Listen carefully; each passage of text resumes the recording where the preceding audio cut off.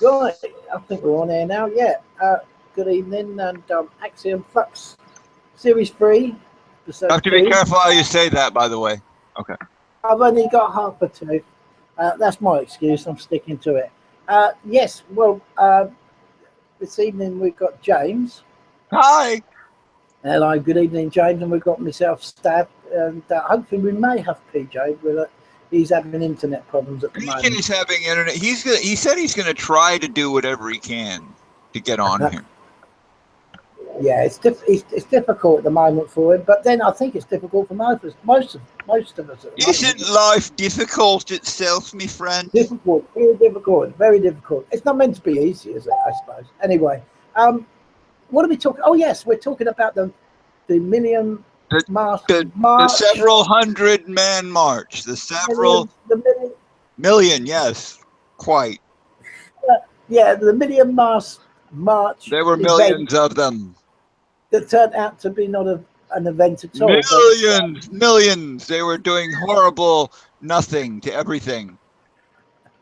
Yeah, well, I had a day on the internet following the different streams. I didn't participate myself. No, I didn't go myself. There were a few in the capital in the UK, in London, but I watched one or two from around the world as I followed the grey zone, as they call it, or the sun. And from what I was watching, there wasn't much happening anywhere, to be honest. So there we are. I looked at all the stuff. I even looked at RT that would have every interest in showing how, Americans are against what's going on. The British are against what's going on. Here's RT, Russian TV, basically. Million Man March 2016 across the globe. And I go and there's live updates. The first thing I do is I actually clicked on the, video screen. I thought there might be something there. It was just like a test pattern, though. It was like,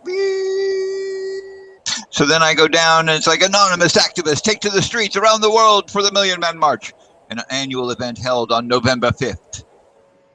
The anonymous movement has gathered every November 5th since 2012 to coincide with the annual British tradition of the Bonfire Night, which began when a group of dissident Catholic plotters tried to blow up the British Parliament in 1605. People shouldn't be afraid of their government. Governments should be afraid of their people.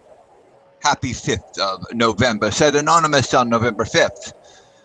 But and then I go down this thing and I'm looking and it's like there's these little groups of people, maybe 10, 20 people with their masks on, going, hey, look at us, we're anonymous.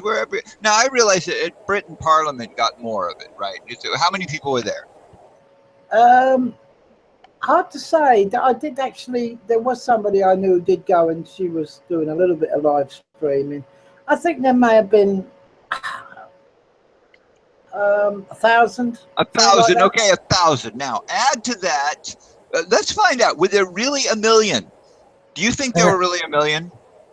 I mean, seriously, brother, do you think there were a million? I very much doubt it. I didn't watch all the streams. I didn't do no head counting. I've been looking. You go look at these sites, bro, and you look at the pictures. It is pathetic. Pathetic. Sorry. I mean, they're all trying to like get in front of the camera and make a big deal, but I don't see the huge. I mean, where are the huge crowds of people that are trying to change the world? I don't see it anymore, bro. Do you? I mean, seriously, let's get real for a second. Do you see huge amounts of people? It's almost like it's not like cool anymore. Yes, I'm afraid so. I think the rebellious streak of even teenagers that I knew of when I was a teenager. There's two activists. I'm going down the stream. This is live from RT. The one source you would think would want to say, America, you're fucking up, right? Here we go, and they're showing two together. Ooh, that's scary. And then here's like, I can see two more. There were some arrested. Three were arrested in a certain place for whatever the hell they were arrested for. I'm going down here. Oh, there's some people kind of just sitting there. I mean, they even have their masks sort of like casually off. Nobody's really wearing their mask in that picture. Here's a bunch of people like just, maybe let's see, 1, 2, 3, 4, 5, 6 masks, 7. I see 7 masks in that picture. Ooh, scary. This is folks, I mean, I don't mean to be a negative Nelly here, but this is not what you guys dream of.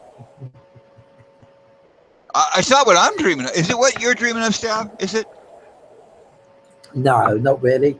I've never seen it since the beginning of the Anonymous, to be honest. Do you think Anonymous is controlled, isn't it? Let's be honest. What is Anonymous to you, Stav? What is it?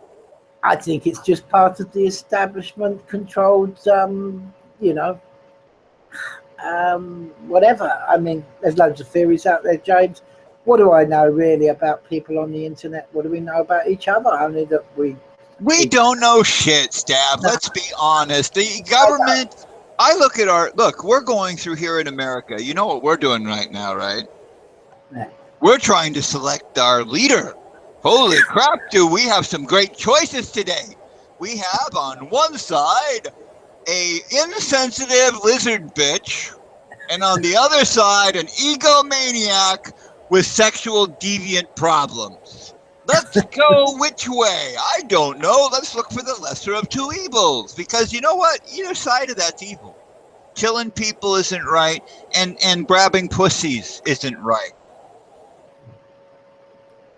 Am I wrong in saying this? Am I just speaking truth or what? I don't know. I'm just being me today.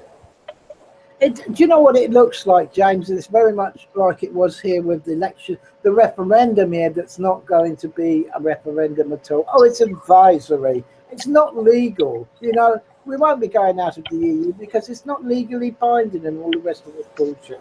It's like watching an episode of your local soap on your TV screen. The whole thing is like reality TV. Yeah, that's what it is to me. You know, it means diddly squat, really. At the end of the day, it's just it's theatrics. Yes, it's to entertain. Exactly. All of this entertains us. Well, what are they doing really? What's going on underneath all this? Do you know? I'm not sure. I can tell you. I wish I knew. But this is not what we're watching. Is what they want us to see. Whatever they are. By the way, this is something. By the way, I don't want to say us and them. I don't like that. I really would love a world where there is no us and them. There's just a we.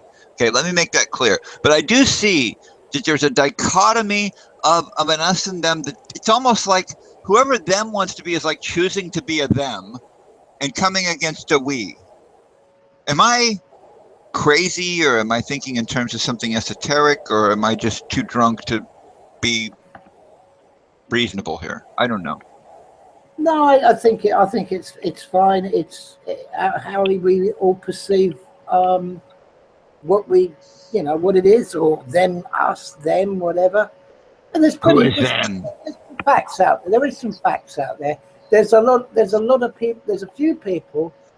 This is facts, isn't it? Because you've only got to look ourselves. I want facts, bro. That's all I really want is facts. Then I'll make a decision. I think a lot of people don't realize how important it is that we get facts rather than all of this. I mean, in America right now, you go on your Facebook and you're going to see if you've got right and left people, or if you've got all left or you got all right, you're going to see a certain amount of what's called bullshit. It's everywhere right now. It is all over the frickin' internet. I mean, when you really fact check shit, you find either it's either completely wrong or it's overdone. It's like way more than how they should be seen. There's this thing in America right now where they're making this big deal. Oh, Hillary. I mean, if you go watch like InfoWars, right, with Alex Jones, you will see him talking right now about Hillary Clinton. Hillary, let's talk about Hillary. All right, Hillary, she right now is a demon witch. All right, you understand? She went to parties. Parties, do you know, where there was blood, sacrifices, people painting on walls with blood, real blood, pig's blood. But that doesn't matter because it could have been children's blood. You know what I'm talking about? Blood. So that's evil. It's evil. It's Illuminati. So therefore, you need to be afraid, very afraid. And by the way, I also sell some very special things over here. You can have, you can installment plan $25.95. You can get this gold plus our latest most inventive, most amazing, low saturate, high and benedictory elements that you can possibly get. And you need to buy that off of our site, infowars.buysomething.com. All right, now I'm going to tell you the basically that the Million Man March, there were millions of them. They ramsacked everything. They killed everything. You just didn't see it in your news. It was all, anyway, I'm going a little crazy here. But you know what I'm saying? We live in a land of fear, and I'm tired of it. Are you tired of it? I'm tired of it. Yeah, well, it's I have to make a confession that I listen to a little bit of him now and then. You listen to Alex Jones? Yes, I listen to. Oh my God! I listen. Do you buy his iron supplements? No, I don't. You do. Gold. Buy gold. You need gold now. Well, if you're going to comment about all this crap that they term as the reality, then you've got to. I'm afraid you have to eat some of it and consume some of it. Otherwise, you really haven't got any thoughts on it. I would rather not bubble with any of it, James, and just turn the internet off. Smash the computers up, get rid of the iPhones, get rid of the... Dude, if we did that, we wouldn't be able to communicate with these beautiful people out here who listen to these few minutes. Well, we wouldn't need to. Well, I dream of a world where we have like psychic communication, where we can lead our minds into each other and know that each other is part of the one, and one is the many, and many is the one, and we all are together. That would be beautiful, bro, but that's not what we live in now. We live in a... I used to, well, I think that, I can't remember you, I think you originally was talking about the us and them, James. And really, that's the facts on the ground is there's the rich and the poor. There's always been the rich and the poor. Let's not kid ourselves. There's always been the privileged and as one of the poor, I do understand that. You know, I'm not making it saying, oh, it's right. It's the way that it's meant to be, and that's why we are here. No, I'm just saying that it's always been, let's not kid ourselves that, you know, and the facts are, it's still the same. You have a few people, or I'd say quite a few people, I'd say few, but you've got the ridiculously obscene rich, okay, with these families that 85 of them own half of, apparently, allegedly, half the world's wealth and all this business. And then you've got the rich underneath them. There are tiers of rich and rich, not so rich, not so rich, and then you get down to the... No, in all seriousness, bro, in all seriousness, I understand that 1% of the people own 90% of the wealth, and that 90% of the people have the 1% to split amongst them. Yeah, that's facts, though, isn't it? I get that, yes, that's but facts. How do we change that without being unfair? There's a big question, isn't it? I mean, really, if we all boil it down, that's what it is. How do we change the reality that there's an injustice here without like going out and going, hey, you know those rich people? Let's go take their shit. Let's do it now. Come on, let's go, everybody. We're going to the Rothschild house. We're going to grab some gold. We're going there now. It's going to be awesome. To be honest, maybe I was fortunate, but I've never hankered after it, as you Americans say, hankering. I really don't give a flying monkeys about money. I never have done. I don't want cars. I don't want houses. I don't want those. Well, but you need to survive, right? Isn't that money? Oh yeah, but anybody, yeah. But if you have any of those cents, as in the 2 or 3 cents that you was mentioning earlier on, you can get by. You can survive. What's survive, James? What is survive? Survive is having a roof over your head, food in your belly, and heat, so that you don't freeze to death. Yes. Well, that's all very possible to everybody. Oh, hold on. Isn't it? Who is this? Who's calling me? It is my Oregon Health and Sciences Center, which, by the way, I'm just going to turn that down. Hold on. I'm involved in a health and wellness thing right now, and this is like, I don't know why they would call me on Sunday. They might just go off. Okay. Anyway, I'm trying to. A lot of people don't know this, and I'm very honest about it. I have hepatitis C, and I'm trying right now to get healed. But in America, there's a weird thing which I could talk about. I won't spend time on it now, but it has to do with an injustice in our way of how we deal through healthcare. You in Britain have it beautiful. You've got a socialistic healthcare system. You may not appreciate that like I do, but if I could come there and experience what you guys have, I would be blessed, because the rest of the world seems to have a compassion for each other that I value. And I'm sad that in my country, there are people who are like, well, fuck them. They don't have no reason to be. If they're unhealthy, they deserve it. They probably got cancer because they were evil. I mean, this is how our country thinks. It's sad. And it shouldn't be that way. We should take care of each other. But anyway, that's a whole other issue for a whole other show. I'm trying to get into chat. What they call the NHS, which is the National Health Service, is something that I guess a lot of English and Brits say they're proud of. Do you want me to take a few moments here and tell you a little sad story that's very personal to me? If you like, James. I'm willing to tell it, because I think that it's important that people understand what our government does and how it works. Here in Oregon, we have this thing called Oregon Health Plan. I qualify for it. It's the insurance. We see in America now you have to have insurance. You don't have a choice. You don't get your taxes back, or you get some big chunk taken out of it if you don't have insurance 12 months out of the year. Do you know that? Okay. If you don't, yes. You should. All right. Now, that's called the Obamacare plan. All right. Yes. Now, what we have done is we have this chunk of insurance. I qualify as a low-income person, in spite of the fact, by the way, that I am the general manager of a company. Let me explain that to you. I qualify for social programs in my country, even though I am the general manager of a company.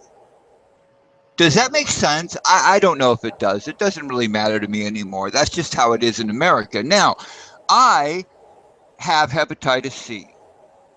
And having hepatitis C, no big whoop, I got it. It's a long story, but anyway, I somehow achieved the fame and joy of having this disease.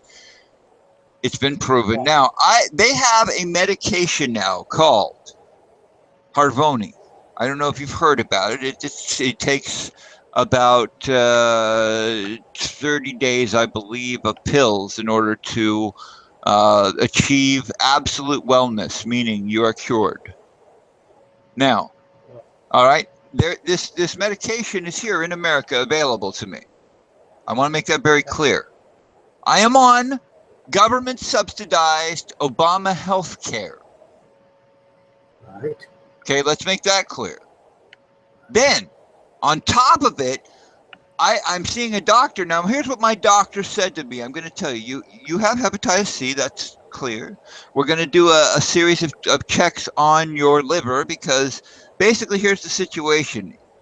And this is what he said, almost verbatim. I can see it in my mind. He did this like a week ago, dude. Last Monday. He looked at me and he said, if it were up to me, I would get you on Harvoni now. In fact, I would get you on Harvoni HGH or some bullshit like that right now. It would solve this problem. 30 days, you'd be cured. That's $50,000, my brother. Okay? Oregon Health Plan doesn't pay for that until you're in third level or third degree or third whatever of this disease. I may not be even close to that. I may not even be first degree yet, okay, or whatever. I may be just a number 1, a number 2 maybe, but they don't value my life enough to give me the cure right now, because it would cost Oregon $50,000 to cure me, because they're charging. Think about it, over a 30-day period, you do the math. Over a 30-day period, you get 30 pills. 30 pills cures you. How many? I don't have my thing in front of me, but $50,000, $80,000, whatever. How much is that a pill? We'll go to low, 50,000. That's a lot of money. Okay, that's an Oregon Health Plan. What I have to go through in order to make sure I achieve Obamacare and all that bullshit. says I can't get cured till I'm at 3rd level. So my doctor basically says next year it might be at 2nd level, whatever the 2. I don't get this all. It doesn't make sense to me. I'm just a human being trying to live. That is unjust and unfair. $50,000 could save my life right now. Maybe I should start a GoFundMe account. You know what? I'm not.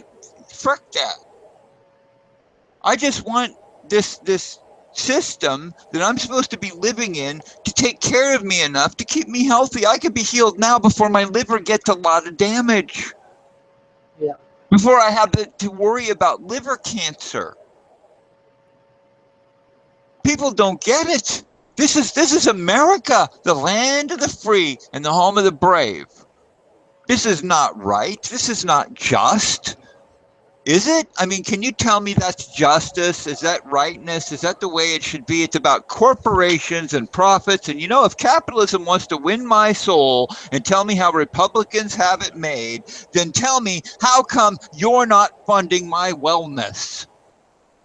So that I can be a productive, well member of society, not worrying every day, is my liver going to do this? Or I'm going to, like, one day just have some kind of weird, shitty attack where I just die?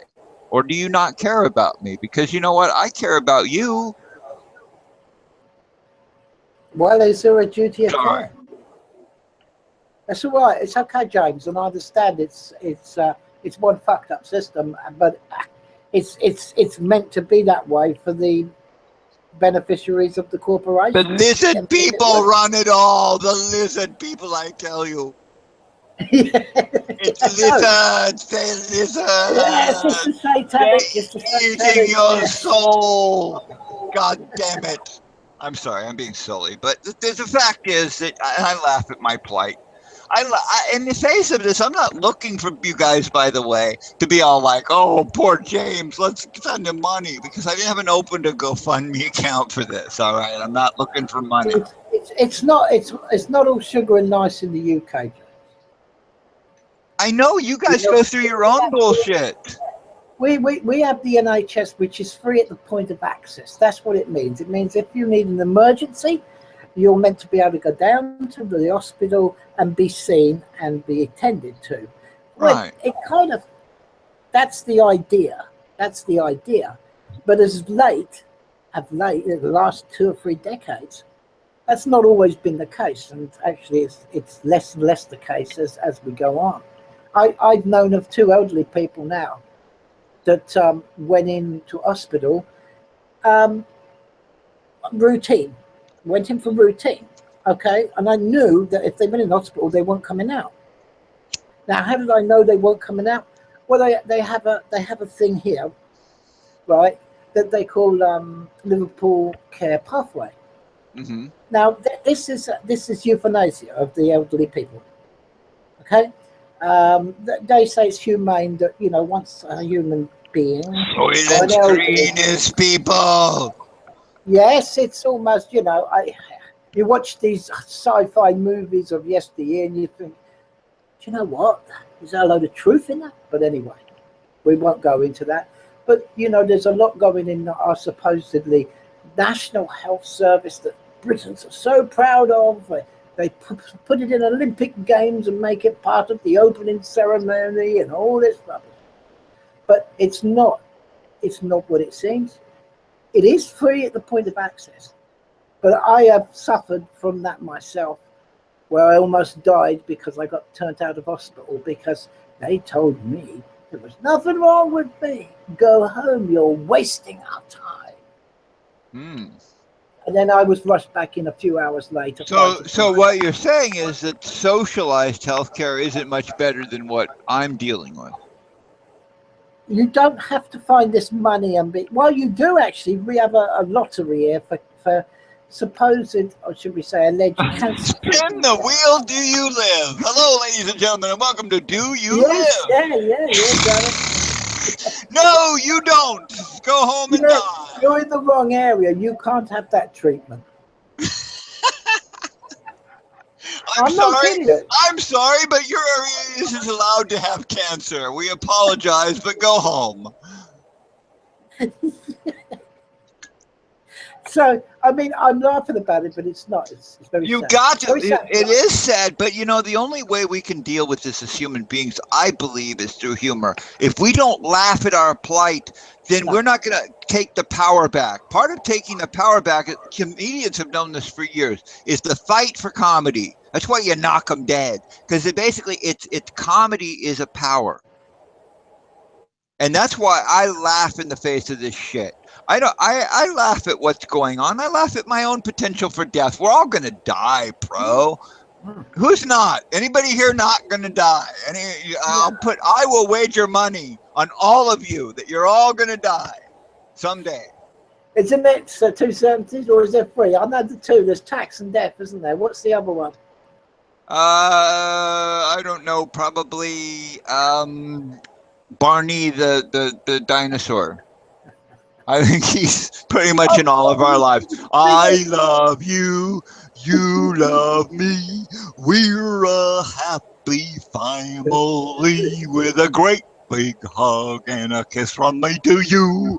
Won't you say I'm a pedophile too? All right, there we go.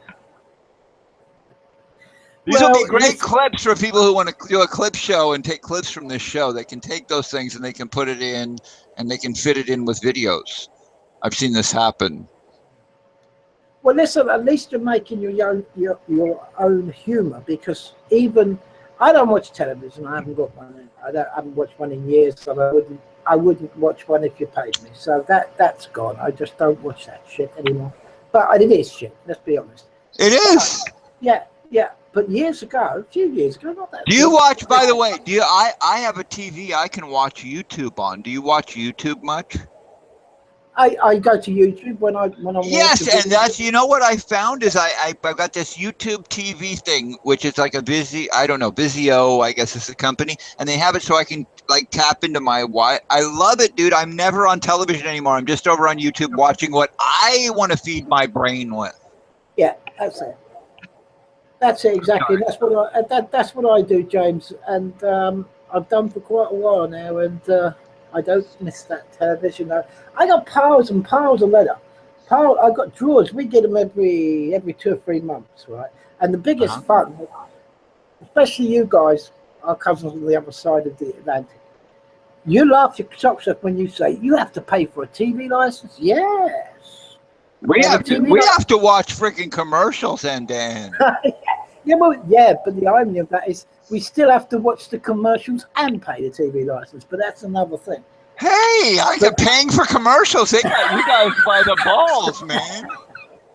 We're gonna get them to pay to watch us sell them shit. It'll be great. Do you know what? I have a drawer over there that's probably got 2 or 3. I wouldn't say 100. There's getting on for about 60 letters in there that come from the TVC, supposedly TV licensing department, saying we've noticed that you haven't got a TV license. If you don't respond, we're going to take legal action. Then the next letter comes and says, right, we warned you. Basically, we're going to investigate you that. And you may, if you're lucky, once every 6 months, a little man with a clipboard and a... Hello, sir. Hello. I have been sent here by the TV license people to make you pay. What? Will you please pay what? Come on, pay what, my friend? Come on. And he says... What? Okay, bye. I opened the door and I says, oh, before you say anything, no, I don't require one. I don't want one, and I've got things to do. And he goes, what do you mean, have you? I said, you're from the TV licensing department, aren't you? He goes, yes. And I said, well, you're not actually. You're a TV license salesman, and I don't want one, and I don't require one. And I close the door, and they go away. And that's it, basically. Why don't you just take your frickin' TV and go, here you go. I haven't got one. Well, go buy one. Go buy one, just so the next time they come by, you go, here you go. And just throw it out the door at them and let them have it. You know, there you go. There's my TV license. James, if people feel that they think they pay for a service and they're getting something, it's none of my business. I'm not going to tell people how to live. It's entirely up to them. but I don't want something for a service that I don't want and I don't receive, and I don't want to have to prove to them that I don't receive it because I'm not obligated anyway. So that is true. Okay, let's get back here because I know this show is supposed to be about what? The Million Man March, right? A Million Mask March. Is that what it's supposed to be about? I think that's what it said on the thing. I don't recall. Well, I think we covered that in the first. Oh, there was only a few. That's right. Okay, I just wanted to make sure we had that covered. All right. So, how's the weather there? Well, I have a mask. I swear to you, I showed it to you. I said to PJ, I said, if I start it, I said, what can I say about an event that didn't really take place? I mean, what can you do? I mean, I don't. No, it's a lot of nonsense, really. I think the whole thing is a lot of nonsense. But there are. It's a shame because what I've seen happen with this whole idea that I'm waking up, I'm the truth movement, we must find the truth, I'm awake and all this stuff. Have you noticed what awake is now? Is the Earth is flat? I just wanted you to know that. To be awake. No. Yes. No, dude. If you have not accepted the fact that the Earth is flat by the faith in Jesus Christ, then you are lost forever. You're lost. The Earth is flat. I know it. All the other planets are round because they're angels in another dimension of space and time trapped. I don't know, but it's something like that. Anyway, we're flat. Just wanted you to know that. The new reality. Well, that's good. Is that going to be able to help you with the $50,000 for your 30 pills? I don't know, but I would like $50,000 right now. All it takes is 50,000 of you to send $1. So send it to my. You can go to my my. I don't know where. I'll have something open soon, and you can help. No, I don't believe in cyber begging, dude. I mean, if I'm going to ask people for money, I may do it, but it won't be cyber begging. It'll be like asking to do something. Like I like. You know what I really like is places. If you're gonna be on the internet, instead of like GoFundMe like accounts, which are like, "Hello, please give me money," I would much rather have a site that's like, "Here's an idea I have. If anybody would like to help me fund this, it's a good idea." That's how I believe in being. I mean, if it's okay, I mean, I would love to share with ideas with people. I have no problem sharing the wealth. If everybody benefits from an idea, great. Everybody should share the wealth. I'm a socialist to that extent. I'm a capitalist. Yes. Well, it's words. You see, words. And people say to me, "Oh, you're such and such. I got your number. You're such and such. Or you're this. You're that. You're this." You're accused. They're trying to put labels on. Dude, I can't have labels put on me. I don't know how to put labels on myself. If you tried to look, if you go back in my history, and you've known me for a while, right? I don't know how long you've known of me, Stav. How long have you known of me? Couple of years now, I think, James. We've had about half a dozen chats or something. Well, did you know me back like when I was with Resistance Radio or resistradio.com? No, PJ showed me a few videos. Okay, yeah, there was stuff back then. I was always kind of like just I was on the edges of things, trying to like ride the wave, trying to help people, but always having this love bullshit going on behind it. I mean, and I say it bullshit in the nicest possible sense. Because a lot of people think it's bullshit. It's not. It is real love. I really love people, dude. I love you. I love the world. I love this country. I love your country. I love all countries. I love things in a way that is, I think, unreasonably, bizarrely naive. But, I appreciate that in myself. It's one of the few things I really find that gratify me as a human being is that I have this kind of love. I don't hold vindictiveness. I don't have vendettas. I don't want revenge on anybody. I forgive all of those people who come against me or hate me or whatever. It doesn't matter to me what people think of me. I'm just going to be me. And then if people like it, that's fine. If they don't like it, that's fine. I think if we all were like that, I dream of a world where everybody's just open to be themselves. And then we can all hang out in corners where we all get along, because there's like different types of people that have different types of interests, that have different types of being. And that's okay too.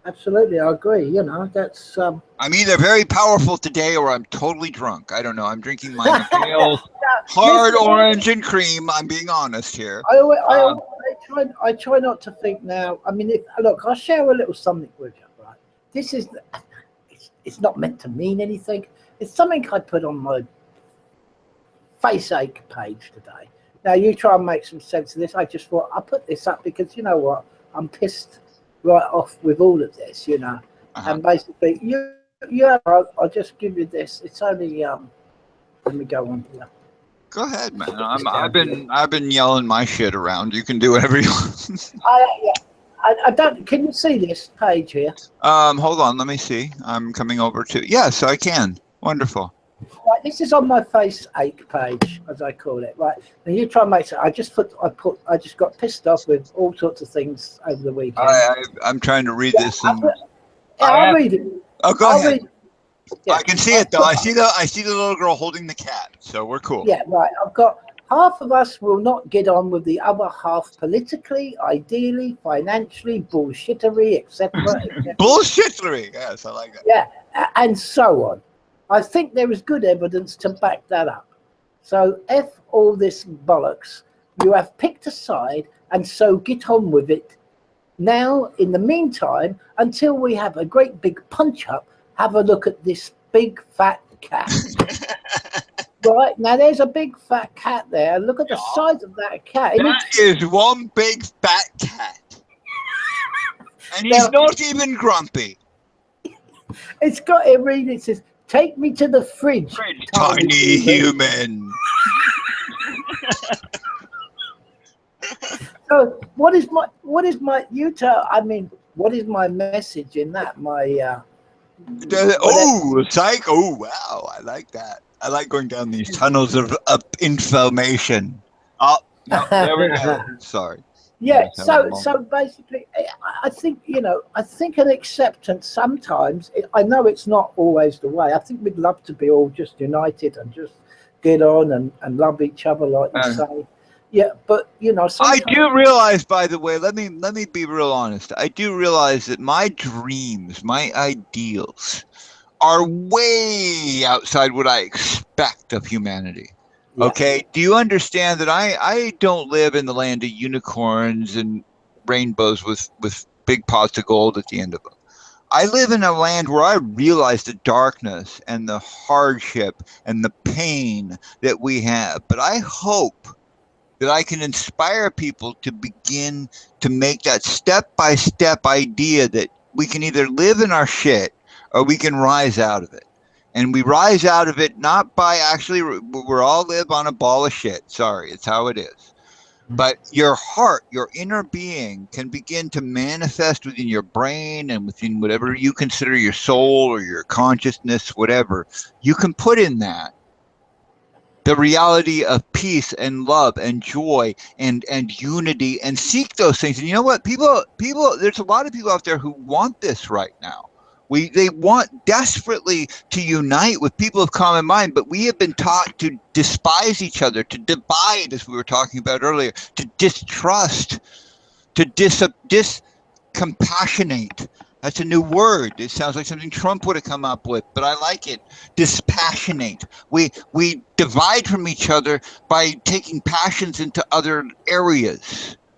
Like, you can dispassionate to the right, or you can dispassionate to the left. God, I love the new words I come up with because I don't limit myself to the dictionary, by the way. Why? Why should people limit themselves? Be creative. Come up with new words. Come up with new ideas. Come up with new... This is where there's joy. Joy is in the creative, isn't it? I mean, seriously, is joy just in going, okay, 1 + 1 = 2, I'm so happy? Or is it in 1 + 1 = let's see, 1, then there's a plus symbol, that's 2, then there's a 2, that's 3, then there's a equals, that's 4, and then there's the answer, that's 5, so it equals 5. I see. I see you used to watch Sesame Street then. Oh God, yes, and dun dun dun dun, electric company, I mean, and there was Dude, I grew up in the 60s, and 69, I was 8 years old. Okay, I couldn't go to the Summer of Love, but I could watch the first episode of Sesame Street. I swear to God, back when Sesame Street now, by the way, there are some things that were on Sesame Street you can't even watch now for children. It's like off limits because, like, Cookie Monster was smoking a pipe, you know. It's not politically correct. No, not by today's standards, my friend, no. Well, that's what I was saying earlier on, James, that we have to make our own humour and laugh now, because even if I had a television, I know full well that a lot of the comedy that I used to watch on a TV set in the 60s and 70s, they would not show now. Oh, but, absolutely not. It was taken, there was what today would be bigotry, racism, xenophobia, homophobia, all of these things were on comedy shows in the 70s.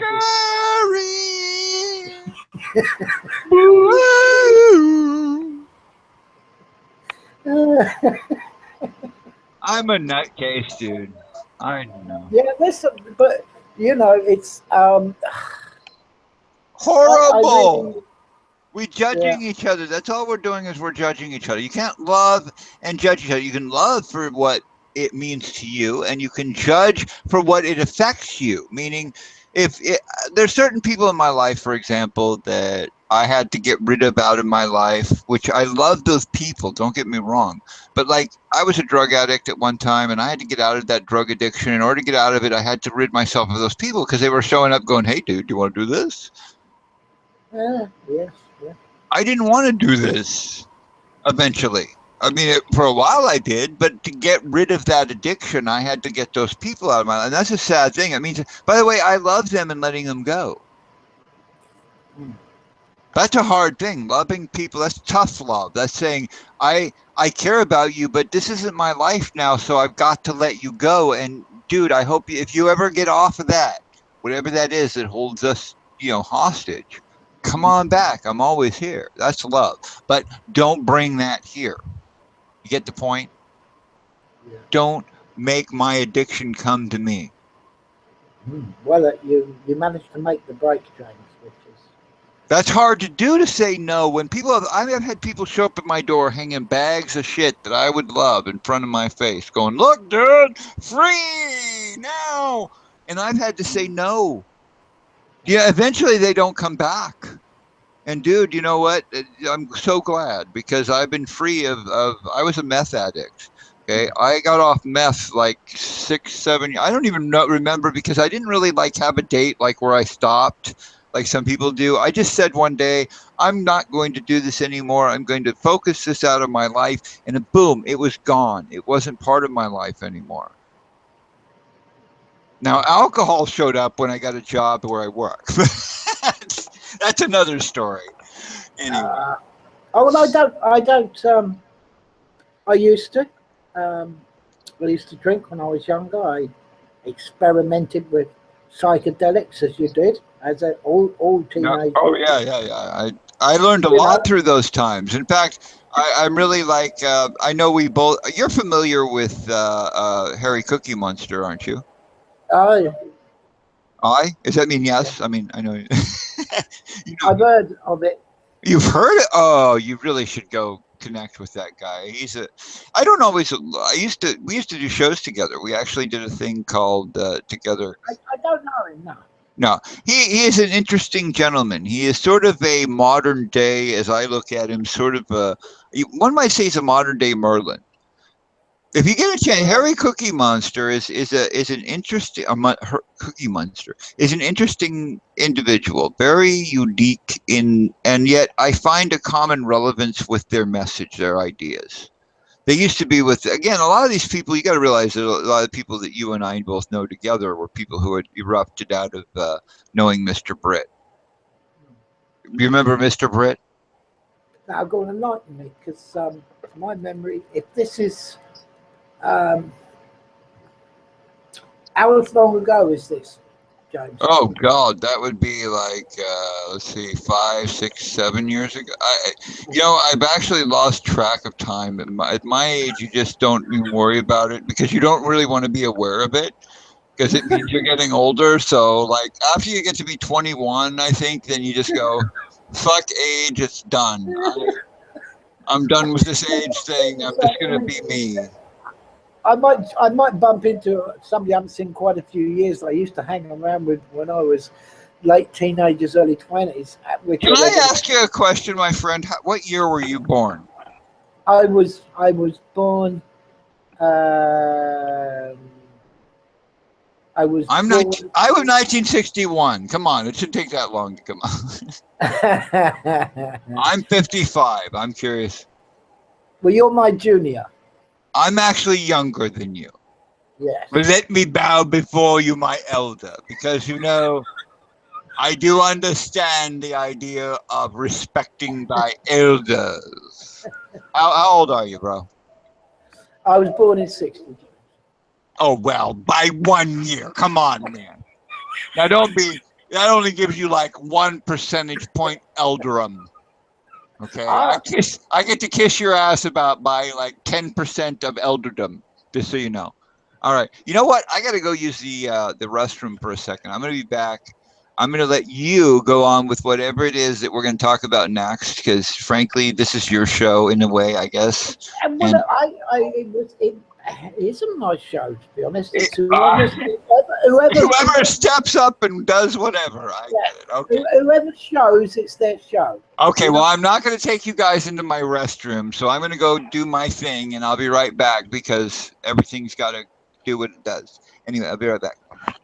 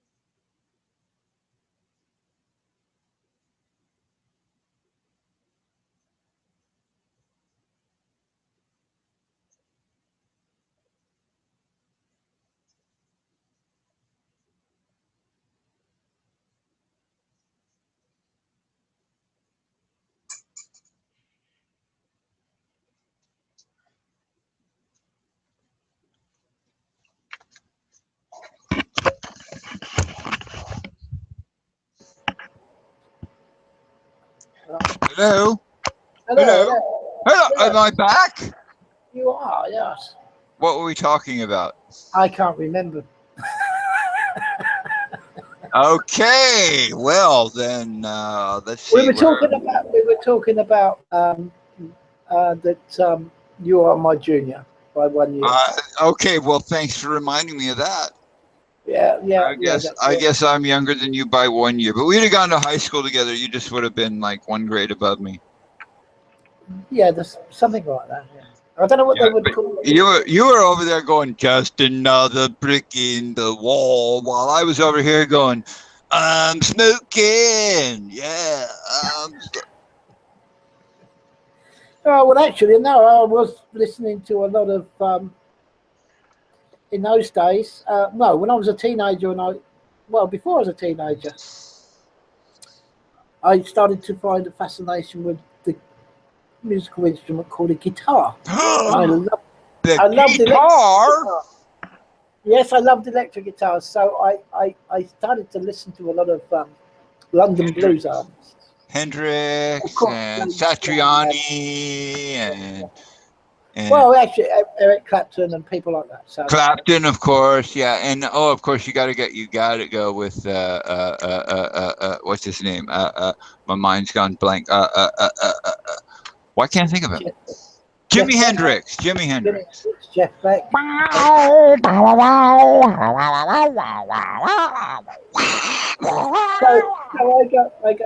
I got heavily into going to concerts and playing guitar and in bands myself and just doing what I thought what I was meant to do, and I enjoyed it very much and had some great times. I wish we could play some Hendrix music on here right now. The problem is that you play music on anything now because of copyright frickin' law. It's like they go, okay, you can't publish that on this site because you played poor stanzas of Jimi Hendrix song. I copyright law in America sucks. It's getting worse, James. It's getting worse. It's getting to the point now. I heard something which was ridiculous about if you put something up on the so-called social media now, like Twitter or Facebook or whatever, that you could be liable for Hate a war speech? crime. Oh, A war God, crime. not a war crime. Oh, my God. We're all going to die. It's a war crime. I posted on Twitter and it's over. I've just started World War III by a tweet. Yeah, yeah. This is Holy shit, I'm so sorry. I tweeted the world to end, okay. I should do that, okay. You can let it end now and see if it happens, and they can all blame me later. You can all say, well, James said to do it, so we push the buttons. This is how ridiculous it's getting. I am the most positive-minded nihilist you'll ever meet. This is how stupid it's all getting. It is so, dude, I'm losing my mind along with the world, and I'm just showing it publicly. There's a difference, all right? I mean, I'm going to just put myself out there and say, look, here is my puke. You can look through it, and you'll see you're puking this too. Reality is we're all puking the same puke together. And the problem is we're trying to decide whether it's green or red or yellow, and it's all in there. I am so tired of warfare and hate and this division crap that's going on. I don't understand division. I don't understand why we can't figure out a way in this time period where we're supposed to be so mentally aware and acute. And I'm not going to, do you know what, James? I'm not going to fight it anymore. No, but you know what I'm doing? You know what I'm doing? This is on Facebook if you watch, okay? I don't know if you got me on Facebook. What I do is I look for the positive, the things that are life expanding, the things that are mentally good, the things that make people wonder and challenge them, not the political crap, not the aliens are coming or any of that shit. All that stuff that divides gets in the way. So I find the unifying factors of all of us. All of us are feeling these things together. There's certain feelings we're all experiencing. Doesn't matter whether we're right, left, upside down, Christian, Muslim, Jew, pagan, fucking whatever you are. I don't care. I want you to love one another. And if you can find that one little bitty piece of this love thing, we'd solve the problem. But people don't get it. I'm sorry. I'm losing my mind over it. I don't get why people don't get it. Can you explain that to me? Why don't these people get that? It's so fucking simple. Well, I think listen, it's getting the message out there. It's always the hardest. It's always explaining the most simple. I've been doing it since 2006 in one way or another on the fucking internet. Okay? I was known as Jesus of Zion, then I was Adonis King, and now I'm James Kingsley. I've been here doing this for 10 friggin' years, a whole decade of telling people, be loved and be loved. That's my message. Okay? Yeah. That's it. That's rather simple. Why don't people get it? It drives me crazy. You do. There's a few. Dude, you get it. Why don't we all come together and stop arguing over the peripherals? Because you know what? What's more important is Muslim, Christian, Jew, whatever you fucking want to call yourself, okay? I don't care. What I care about is, do you believe in love? And if you believe in love after love, I don't... And you're willing to get a little crazy in love with me and with each other, because it's not about me. It's about you. It's about each one of you, not me.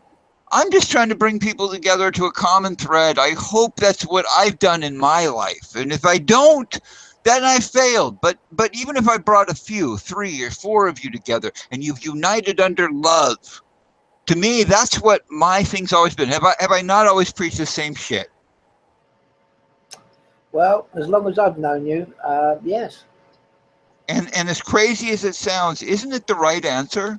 Really, ultimately? I mean, am I talking out my ass or am I talking out my head?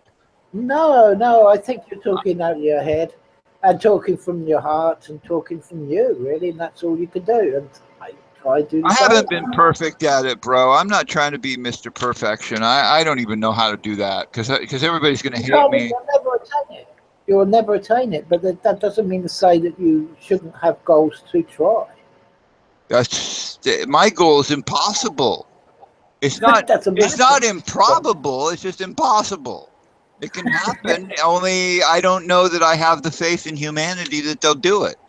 I've lost Well, a certain faith in the mass, not in each individual, by the way. And I think we, as a small group, can do it. Maybe there's only a few of us who are going to be, quote, saved, if you want to call it whatever that means. But I think it's going to be the lovers of humanity that are the ones who are saved. Not which religion are you, not which political belief are you, not which race are you, not which age are you. It's what do you have in love in your heart? I love the Egyptian idea that you go through this whole thing and you go through all these fears and terrible things when you die, and you come at this gate where they weigh your heart against the feather of Mot. I've always loved that symbolism because the final gate of entering into the kingdom of whatever is that you have to weigh your love, the very love that you've given in the world, against this feather. How many people really will really put love, I mean real love, not the bullshit love that we give in order to get love back, or the bullshit love we give because we have to because they're family, or the bullshit love we give because, I work with these people so I got to love them. But the real love, how much of that is going to settle against that feather of Mot, and will you make it through that, quote, final gate? That's not often a question I ask. I mean, to me, that's more pertinent than the biblical or the Jewish or the Muslim or any of the traditional thinkings. It's just an idea of, if you're going to move into the kingdom or the greatness or the next life, what will it be that moves there? And I just keep coming up with the same damn answer. It's love that's going to do it. Not Million Man March, but a Million Heart March. Yes. Well, I think I kind of look at it slightly. I'm looking at it more differently today. Good. Please express it. Go ahead. How do you see it? Well, listen, as an acceptance, this division or this dividing of people, I'm okay with that. I don't care. Listen, division, different diversities makes for an interesting world, makes for an interesting life. Absolutely. If people can put down the guns, the spears, and the weapons, then there's nothing wrong with division. There's nothing wrong with people having different ideas. There's nothing wrong with agreeing to disagree. I don't see that's quite a logical thing to say and to do. Like my post on Facebook is, you're going to have to accept that half of us are not going to get on and accept that we're not going to have the same idealism, the same religions, you're not going to have the same bullshittery. There's a new one for you. Bullshittery works for me. You can have that one. You can have that one. It's like unfuckwithability. I love that word as well. Yeah, absolutely. So I'm okay with that. Listen, but and until we have this great big punch up, the ultimate punch up of all, the end of humanity that's being threatened on us all. Bum, bum, bum, bum. Sorry, I had to put that in. Until then, fat cat. Oh, that's it. That's what I was trying to say. I was just saying, this is shit. Why don't you enjoy this picture of this great big fat cat? He looks rather cute. A lot of people would say that's offensive. They should go around and sort the owners out. That's judgment. I'm not saying it for that. I'm just saying, what does it matter? What's wrong with people? Listen, be diverse as much as you want to be. I kind of like that. It makes a conversation. If we all agreed, we'd go out of our minds. I think what I like is an idea that some people would say, oh, that's really new age. But I kind of like the idea. I call it, and pardon my new agey sound, but it's unity in diversity. It is finding that which unifies us all. and still accepting the idea that all of these colors, all of these ideas, all of these other concepts are still valid and worthy of consideration. I mean, if a person can think something, it's worthy of consideration, in my opinion. You know, Yeah. even if I might disagree with it, I don't have to. I go like today, okay? I went and I sat down, and I do this every first of the month on a Sunday with people who think I'm crazy. I sit down and I study with a Jehovah's Witness. Now, I know some people just like hide from these people coming to their door. There's this older man. He came for years to my house. Eventually, I was like, this guy's got some real credibility because at least he comes and he does something. I'm so tired of people who don't do something. So I said, I'm going to give this guy a chance. I'm going to sit down, and he buys me breakfast every first Sunday of the month. And we sit there, we go through his shit. It's the the Jehovah's Witness stuff. Yeah. But I argue with him on occasion. There's things I agree with. There are things that I agree with. I'm looking for those. But there are things I disagree with, and I say, look, I'm not going to believe in this, and I don't think this is right or whatever. But it is what it is. It is me accepting the fact that though I might disagree with somebody, that I'm willing to sit down and discuss their ideas and see where do we maybe meet. And that is, I think, if we all did that with each other rather than just going, well, you want to vote for Trump and I want to vote for Hillary, so let's become enemies and kill each other. How's that? That sounds good, right? I think it would be wonderful. We have a war because you know what? All of us gun owners, Second Amendment motherfuckers are going to kick your ass, you liberal sons of bitches. And the liberals are over there going, you are all a bunch of lunatics with guns trying to just want to kill us. And they're like, damn straight. That's America, the land of the free and the home of the Second Amendment, because that right there is the most important. The thing is, James, if you never had no patriots or whatever they call themselves, you'll have no left-wing progressive liberals, would you? Dude, I'm probably more leftist. This is the thing that drives people crazy is I have so many right-wing conservative friends and I love them dearly. Do you understand that? I want to make that very clear. I love these people, but I am probably the most left person they could ever imagine because I accept them as they are, because I love them in spite of the fact I disagree with them. That's totally leftist. Yeah, but that's fine. That's fine. There's nothing wrong with that. I understand that. I think Jesus was not a conservative Republican. I think he was a leftist. I think the Bible bears that out. I think Jesus was a leftist. That's a hard one for some people who are Republican right-wingers to get.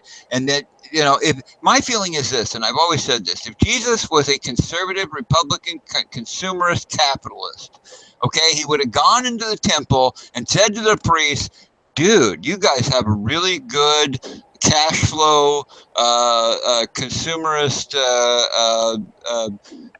thing going on here. You guys really need to increase this. You could probably do better by upgrading your cost of the shekel so that you can upgrade that maybe from 10 to maybe 11%, that would be good. Yeah, that so you can make more money.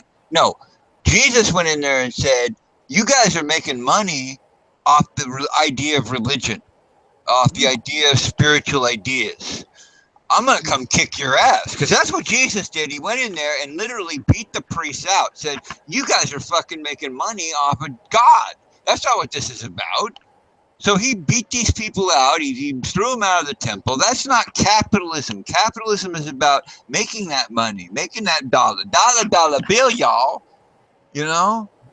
That's sadly the fact of what we have in capitalism. Now, socialism is what Jesus was indeed teaching, which was look at the early church. The early church was, if you look at Christianity, was they all had all things in common. In the book of Acts, it talks about they all had all things in common. That's socialism, dude. A true Christian church would be a socialist community. It was community, people living together. So this thing we call church today and religion and all that bullshit is bullshit because it's not real. It's not real. It's not what was called upon to be religion and love. It's funny, James, because you mentioned two things there that I had a knock at the door. It was about a month ago, and my partner said, "Well, I think it's Jehovah's Witness." I said, "Oh, that's okay, no problem." Either that or Mormons. They were Jehovah's Witness. Oh, okay. Okay, and I opened the door, and there was two little ladies, very nice, and a young lady. Hello. Yeah, yeah. Would you like a copy of the Watchtower? That's right. And I said, "Not for me, thank you. I'm okay." And they said, "Oh, right." I said, "But I tell you what," I said, "if it's okay, ladies, I'd like to ask you a question, if you don't mind." I went, "Oh, yes, please." They said, I said, "Well, obviously, to do with you and why you're knocking the door." I said, "I'd like your thoughts about it or something." And it's actually what you were referring to. I said, "Can you tell me," to one of the old ladies, I said, "what you think of usury? Can you tell me your thoughts on usury?" Bum, bum, She bum, said, "Oh, bum. yes." She goes like this. "Well, it says," I said, "No, no, no. I don't want to know what it says in the book.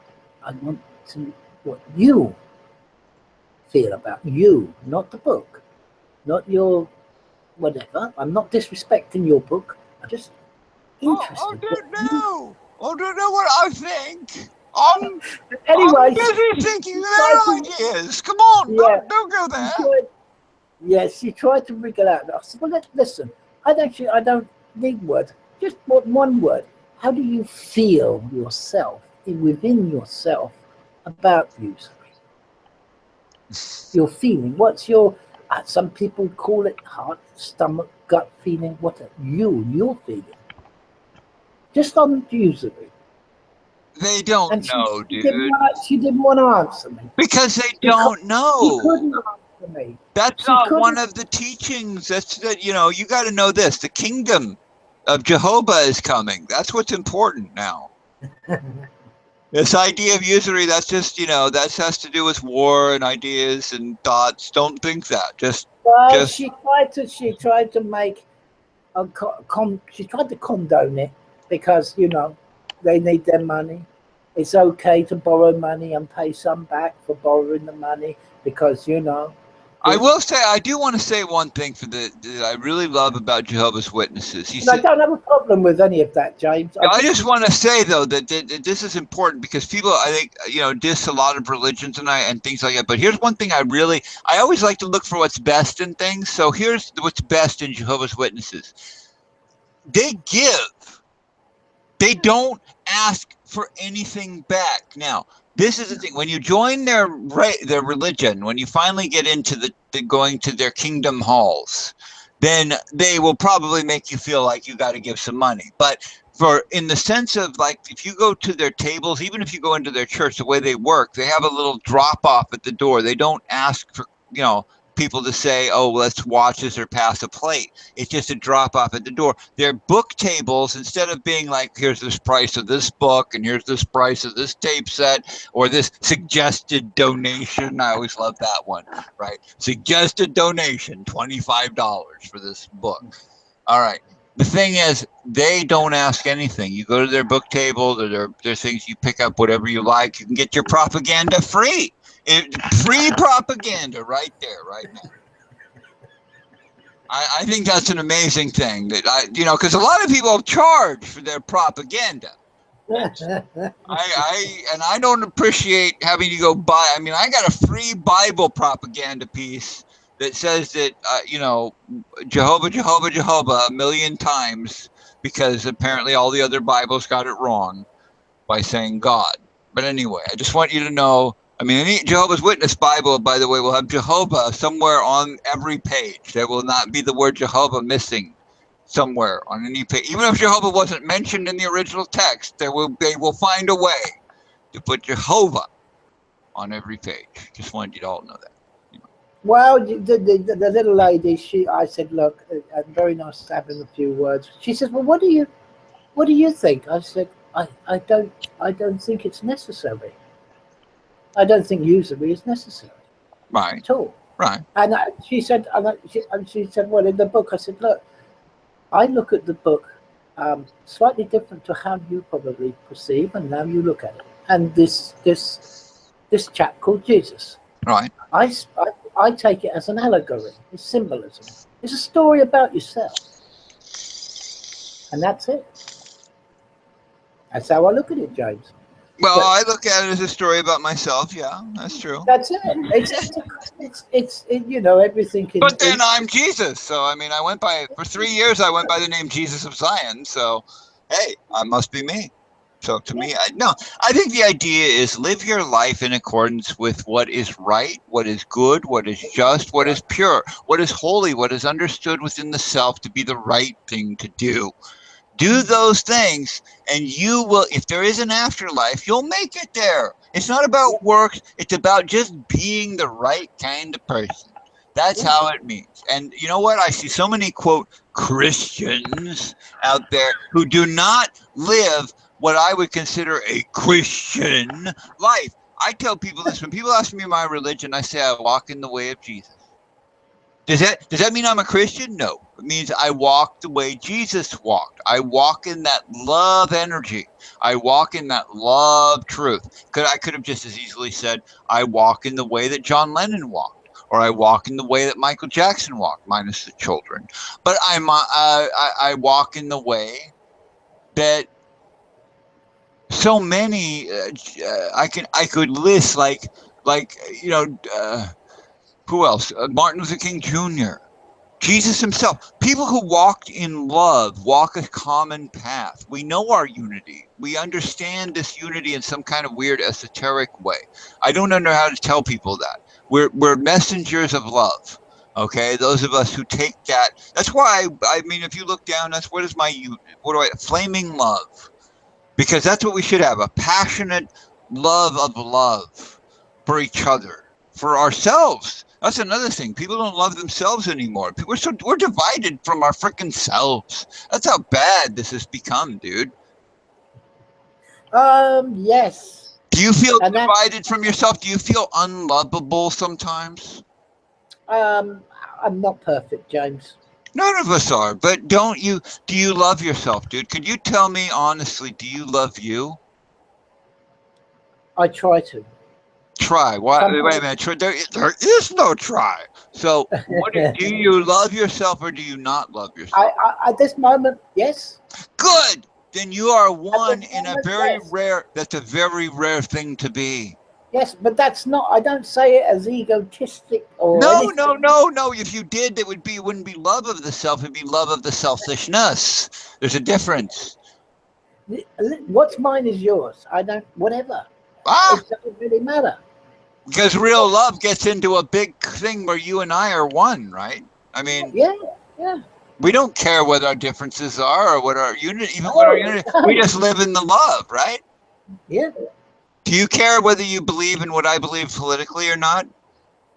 No. No, I don't care what you believe politically. I love you because I care about you. Do I believe whether you believe in my God or not?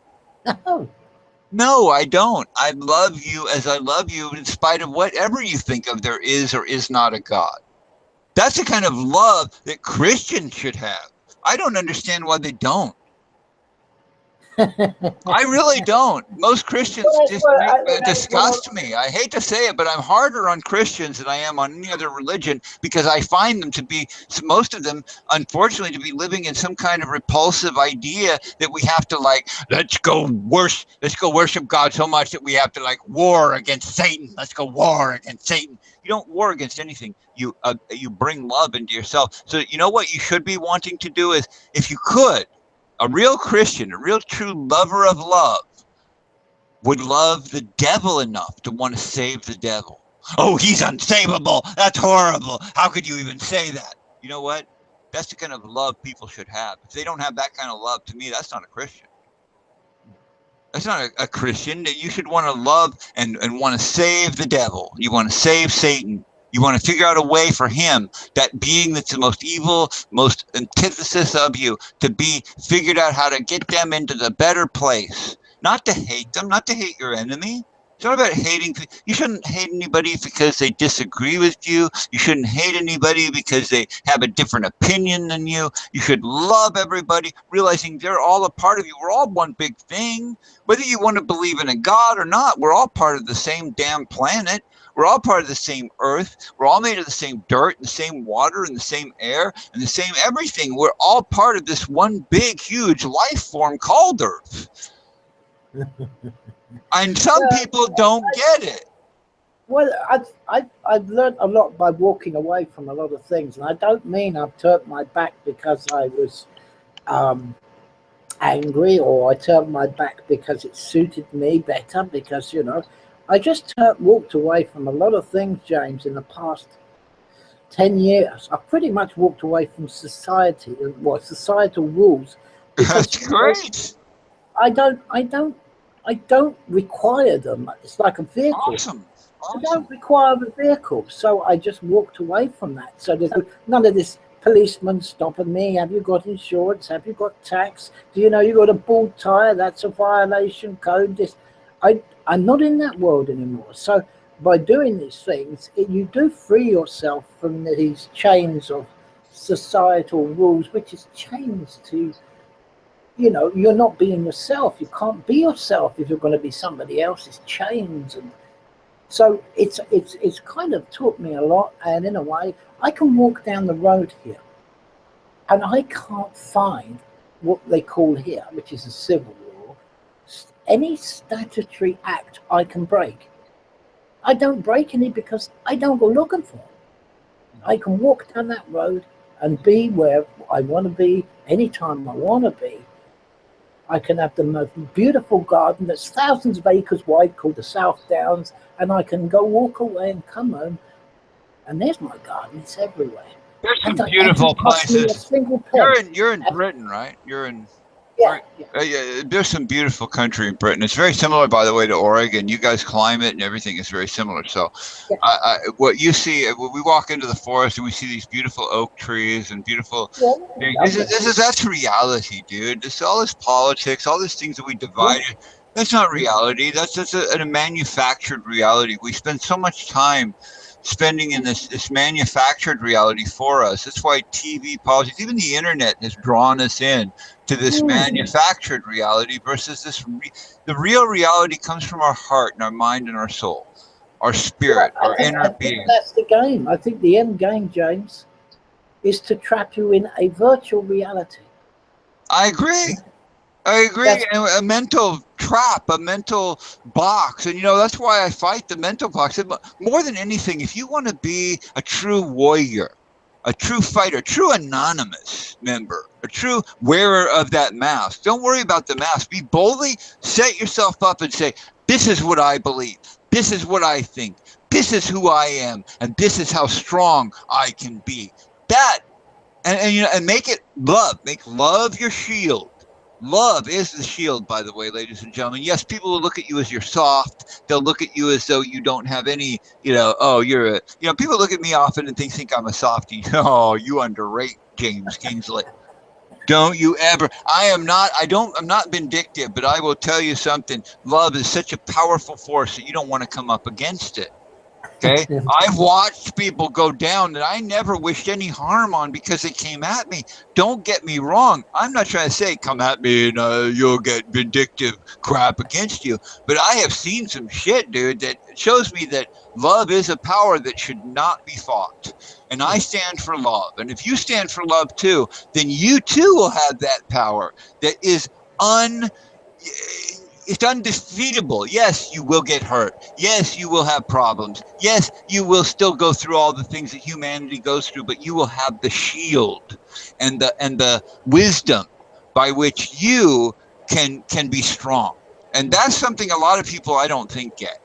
I don't always get it. I'm being honest here. I watch it sometimes in awe as well and go, hey, I did the right thing and look what's going on. And oh my God, it's amazing how just doing the right thing and being true and being honest and being real, because that's important too. You got to be real with your love. If it's not real love, it ain't nothing. It's crap. It's plastic. Yeah, definitely. Real love is hard. By the way, it's hard to manifest too, and I don't do it perfectly. I'm going to admit that right here publicly. I sometimes do it very poorly. I am sometimes very bad administrator of this idea that I often preach about, but I'm trying to preach something beyond what I'm even capable of doing. Because I'm running to reach towards that kind of love that doesn't judge, that doesn't have the need for retribution, that doesn't feel that it needs to be better than somebody else or have an ego attached to it.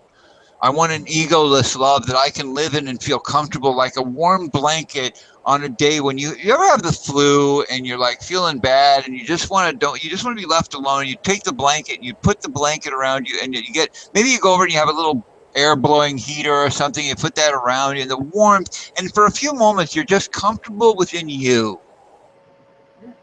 You ever feel that? You ever have that happen? Every night. Okay. Every night. Is the joy of life, ladies and gentlemen, in my opinion, is that moment of pure satisfaction within that now.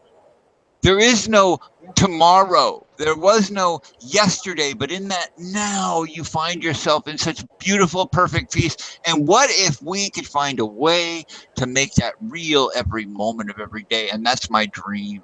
That's my hope. That's my unicorn and rainbow with the beautiful. I don't know how to do it. I wish I knew. I wish I could give you the path. I wish I had. I'm frustrated too.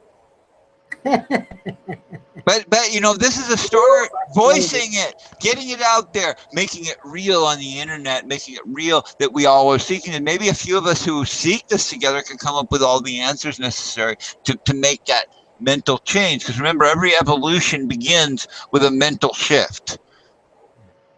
We have to want something or need something. Even if you're a follower of evolution, by the way, and you have no God, all you want to believe in is an evolutionary theory, which is fine by me, because I believe in evolution too. I believe the next evolutionary state means we have to relinquish our differences and find our unities until we're all really. But once we do that, we will make that change, that mental. And I think we're close. We're so close that evil is coming against us right now to try and keep us from making that mental change, because that's how close we are.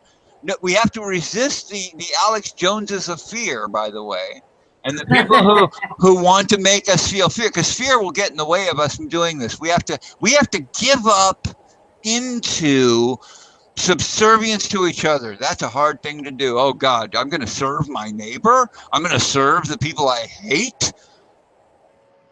Yeah, you know what? That's going to prove love. And serving the people you hate, you will have proven you can love beyond love and give beyond measure. God, I don't know what I'm even saying. I'm just speaking from the heart, dude. Maybe it has meaning, maybe it doesn't. It sounds really powerful to me. I'll have to listen to this show again later. Seriously. Listen, when you speak, it makes all good sense, James. Don't worry about it. Sometimes I feel like I'm a fool, dude. Sometimes I feel like what I'm saying is fantasy bullshit. Okay? I'm going to be real honest with you. Sometimes I feel like maybe what I'm saying, I think is like I'm telling people to do things that will make them weak and powerless. That's how crazy this is. I have a dichotomy that goes on within me that says that what I have is the most powerful message in the world, yet to get there means I have to tell people to become powerless, and that fucking doesn't make sense. So to me, on a logic level, no, I'm going to be real honest and say I'm doing things sometimes that I have trouble sometimes fathoming myself. Well, listen, James, I look on life as an experience. It's a path. It's a path we all have to tread. I'm not getting all biblical. It's all a ride, man. It's all a ride. It's just a ride. It's a ride. But saying that, I've lost so many young family members and old family members on the ride of the society and its rules. And I can point, if I wanted to be really, really angry about it, I can point to all of their endings was through the chasing of the rainbow of society and following society's rules. So what you're saying, it makes perfect sense and everything like that to me, because when you cut ties, and I'm fortunate enough to live long enough and go through all the crap that I've had to go through, obeying a corporate master, as some people call him. We all have had to do that. Yes. Well, when you realize that when you start to cut away these ties, and it's like a big spider's web. There's many of them. But once you start cutting one or two of those away, you may do it through anger, you may do it through desperation, you may do it because you have no choice anyway. But once you start to cut them away, free yourself from the system that holds you in and keeps you in that box and torments the living daylights of you every hour of the day.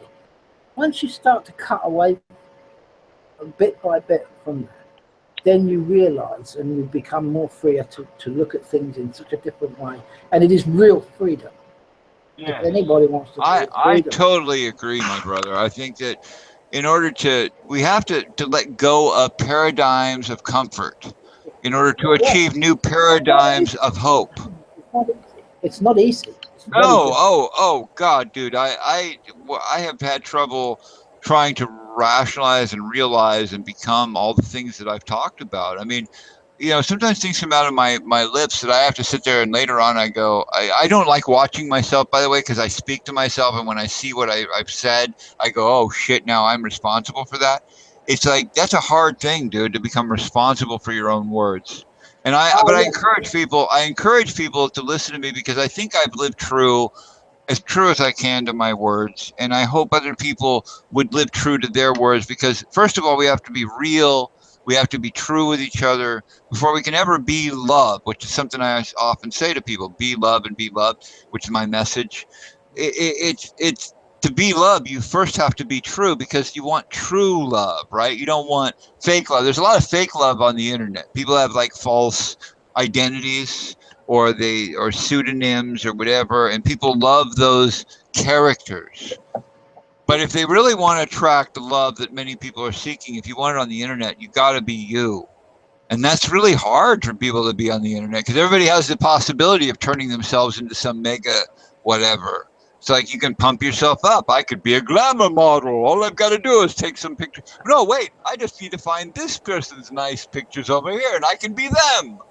And it's like, that is not what, if we're going to better society, we have to let go of them. I once talked to one lady who had this beautiful picture of a beautiful woman on her thing, which kind of sexy, and she drew people in with it, and obviously guys went crazy with it, and then she, because it was a real sexy picture.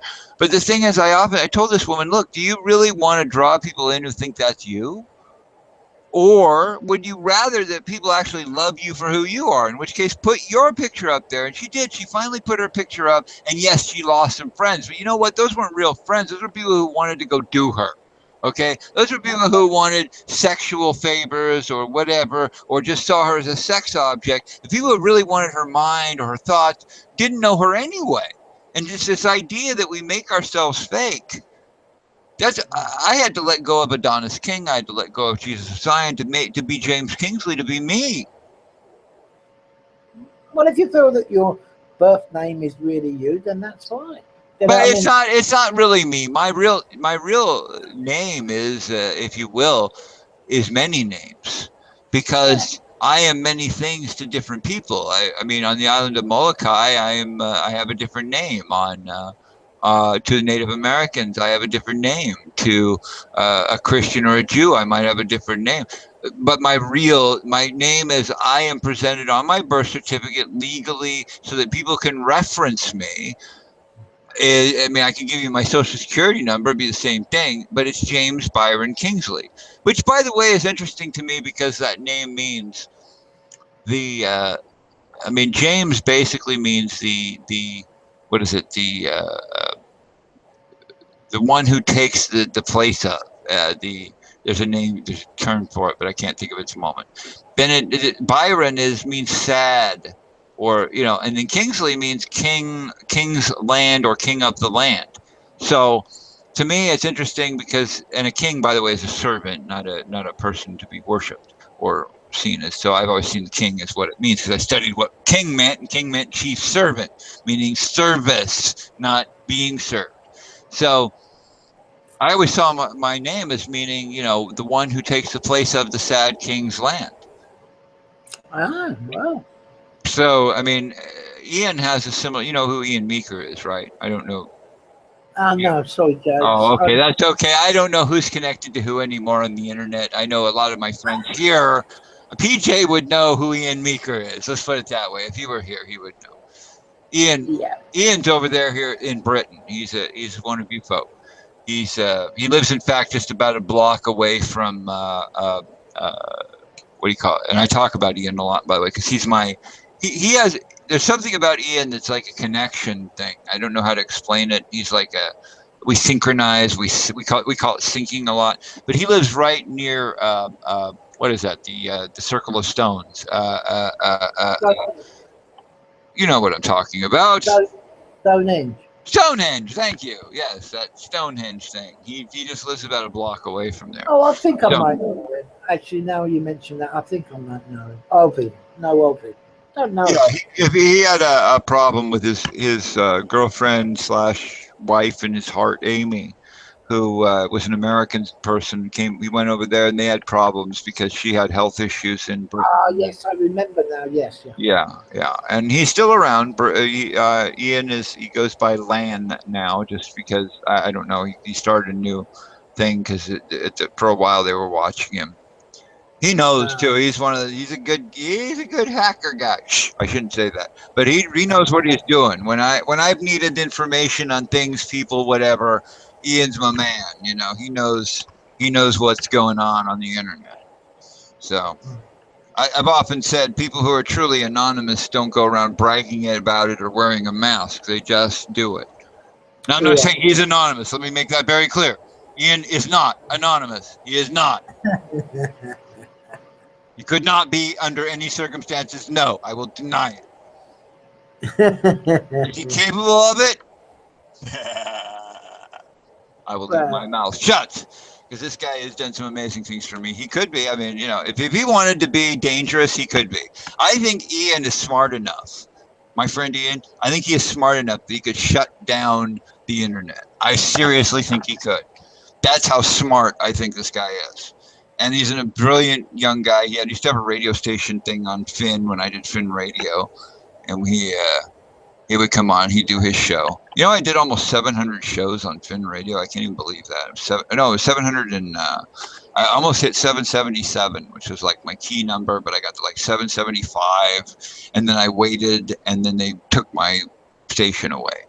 Silly websites. After I build them, Caster, I helped build you, you son of a gun.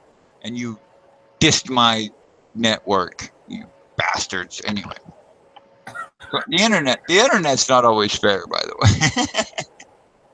No, it's just a tool. It is, and it's communication, and truly the only thing that matters is not what you leave behind you, though that's there. It's what you do in the moment. Because I can tell you one thing: some of the stuff I've left behind me is bullshit. Okay, let me make it very clear. If you were to go to my YouTube and look at my YouTube, you go to my early videos. 90% of the shit in my early videos is that it's shit. I was just trying things and bringing up stuff and taking common memes and making them into shit that really didn't even matter. I was just having fun creating. So you were just sharing your journey, weren't you? Really? I was, and you know what? There's not a bit of it though I may totally disagree with it.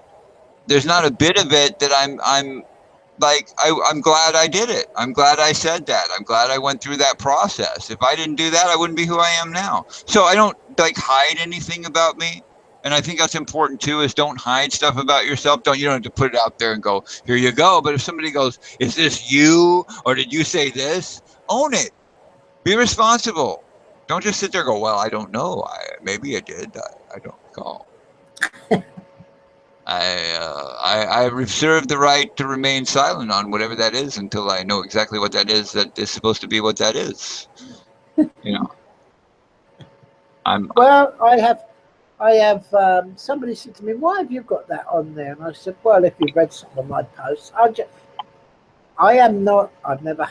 this occasionally with PJ.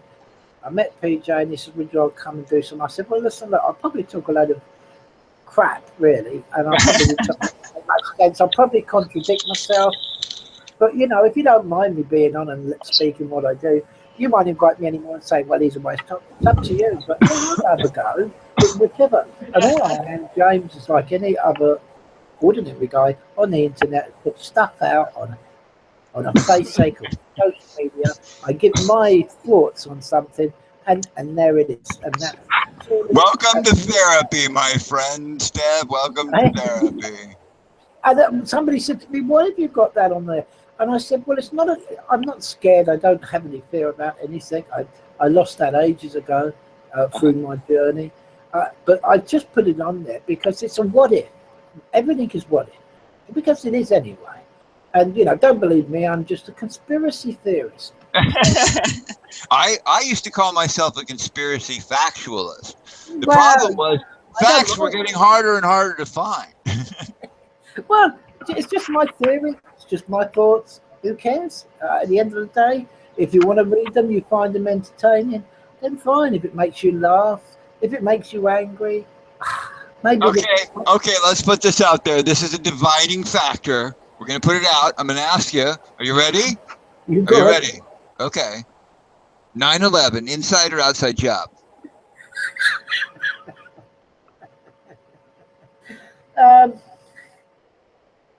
Both. Very good answer. You know what? That's my answer too. Yeah. I think it was and bigger than.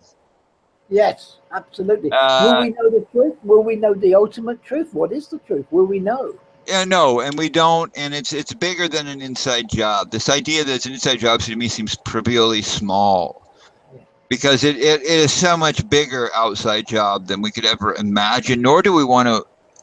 We don't want to admit it. The sad fact is, there's a portion of this whole thing of what's wrong with the world right now that I can't even mention, because to mention it makes me immediately sound like I am.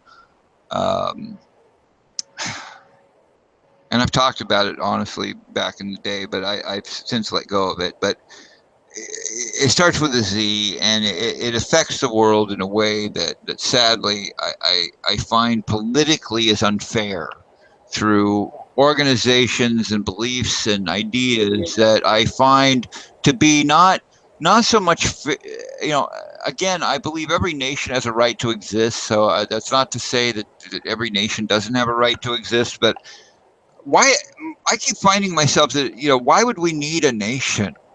Don't we need a world that works together in harmony? Why do we need to divide and become something separate?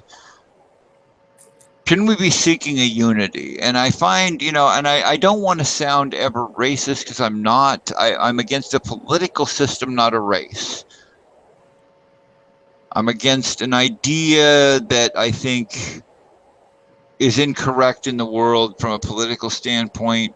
But and some people, of course, will hate me for this, just for even saying the Z, which I haven't actually said the Z word, have I? I've just said Z. Well, you don't need to, do you? Well, but it again, that's maybe I'm talking about zombies. I don't know. I'm just saying, frankly, folks, really examine where from your politics elicit. Yeah, what special interest groups seem to have the most power, and why? What political force seems to dominate your political structure? And then begin to look at things like the V and the Z. And those of you who understand what I'm talking about with the V and the Z will understand it. And it has nothing to do with a race or even a religion. It has to do with bad politics. That's what it has to do with. And if you think I'm against any religion, I'm never against a religion, ever. I love all people equally, all human beings who share my genome and my mud sackitis, which is what we are. We're just souls in a mud sack, in my opinion. We're chemicals in a watery body. And if we all work together, we can make it. But we can't do it by dividing by politics. So when your politics divides you from others, and when it makes you specialer or less special, don't let it do that, because your politics should be about equality, because love is always about finding equal balance. If it's not about that, it ain't about love. And if it ain't about love, it ain't about what I'm about. Well, yeah, exactly. But we are all individual. 7 billion of us. We're all individuals. I think we can agree with that. Now, here's the crazy thing. If we're all individuals, how the hell can we have leaders? We really shouldn't. We should be individual. The problem I see, though, is that without an order of some kind, dude, we'd all kill each other. Seriously, we're not well bent on self-leadership, which I wish we were, because I'd love to believe in it.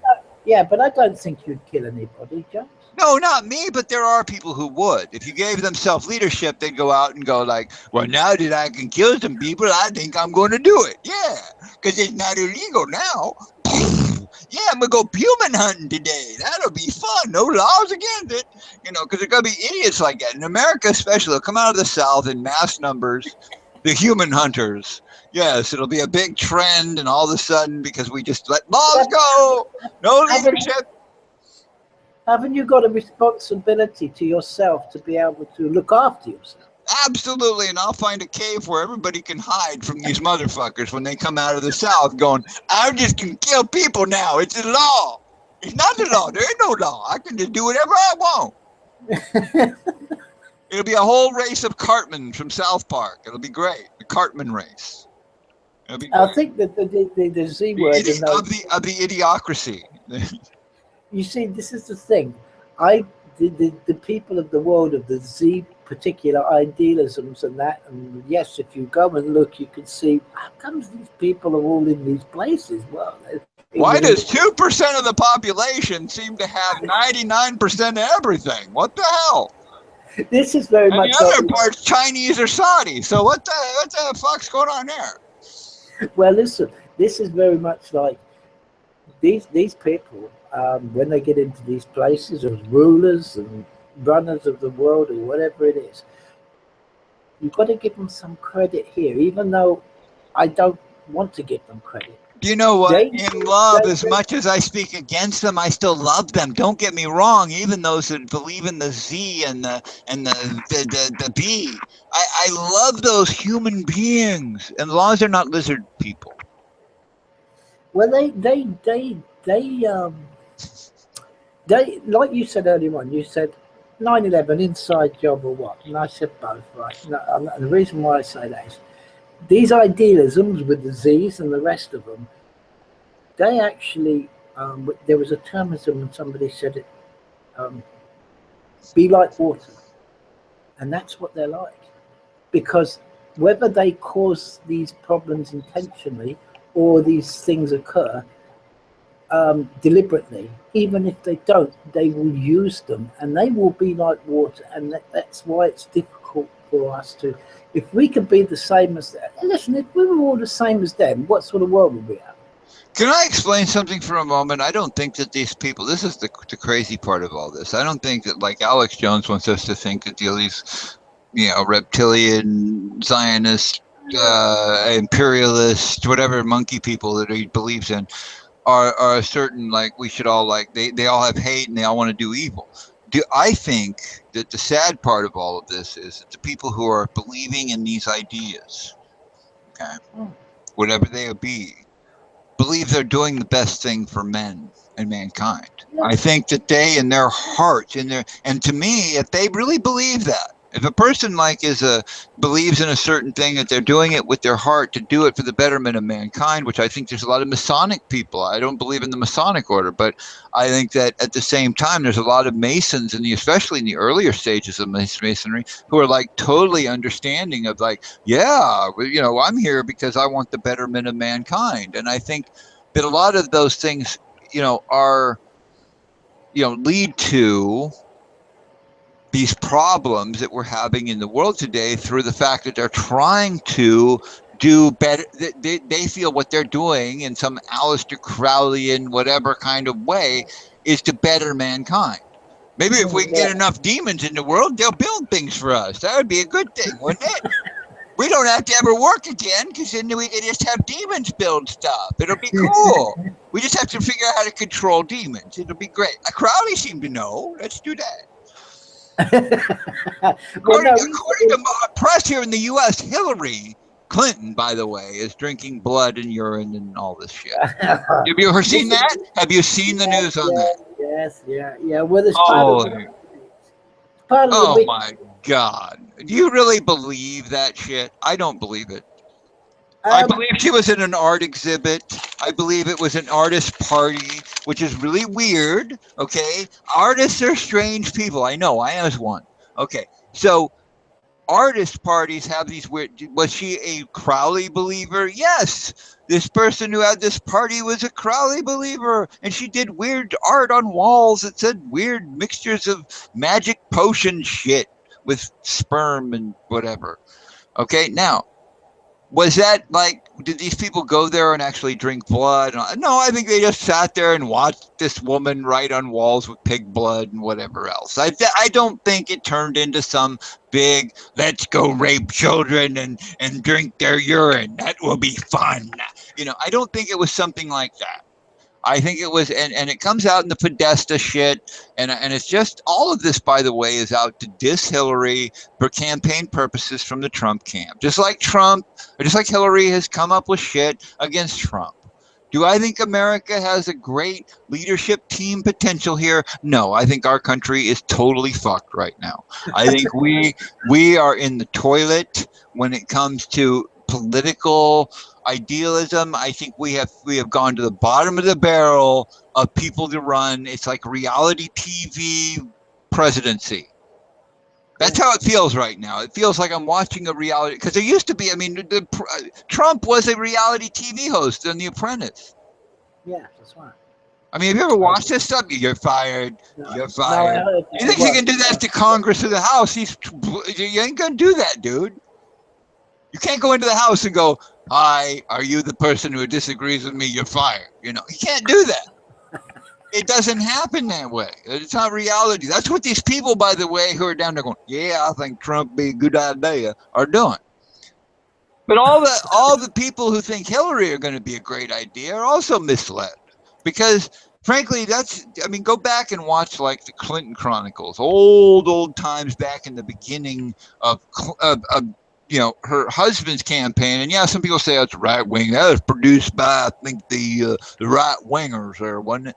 Yeah, it was. But go question some of the shit they present in there. Like, why did so many government helicopters crash with people the Clintons happened to hate in it? And what happened to that dude who just happened to be found with a gun in his hand, but no, he didn't have any, I guess his fingers didn't show any sign of actually having pulled the trigger. So, go ask yourself questions and go see what they did, and realize that our government is either going to be run by a murderer or an egomaniac. That's America now, ladies and gentlemen. The murderer or the egomaniac? Which do you want? Yeah, the shit sandwich or the giant douche? It's all up to you. We've had plenty of them here too, and they've been. It's ridiculous. The lesser of two evil bullshit. It just, to me, it's sick. I almost want to not vote.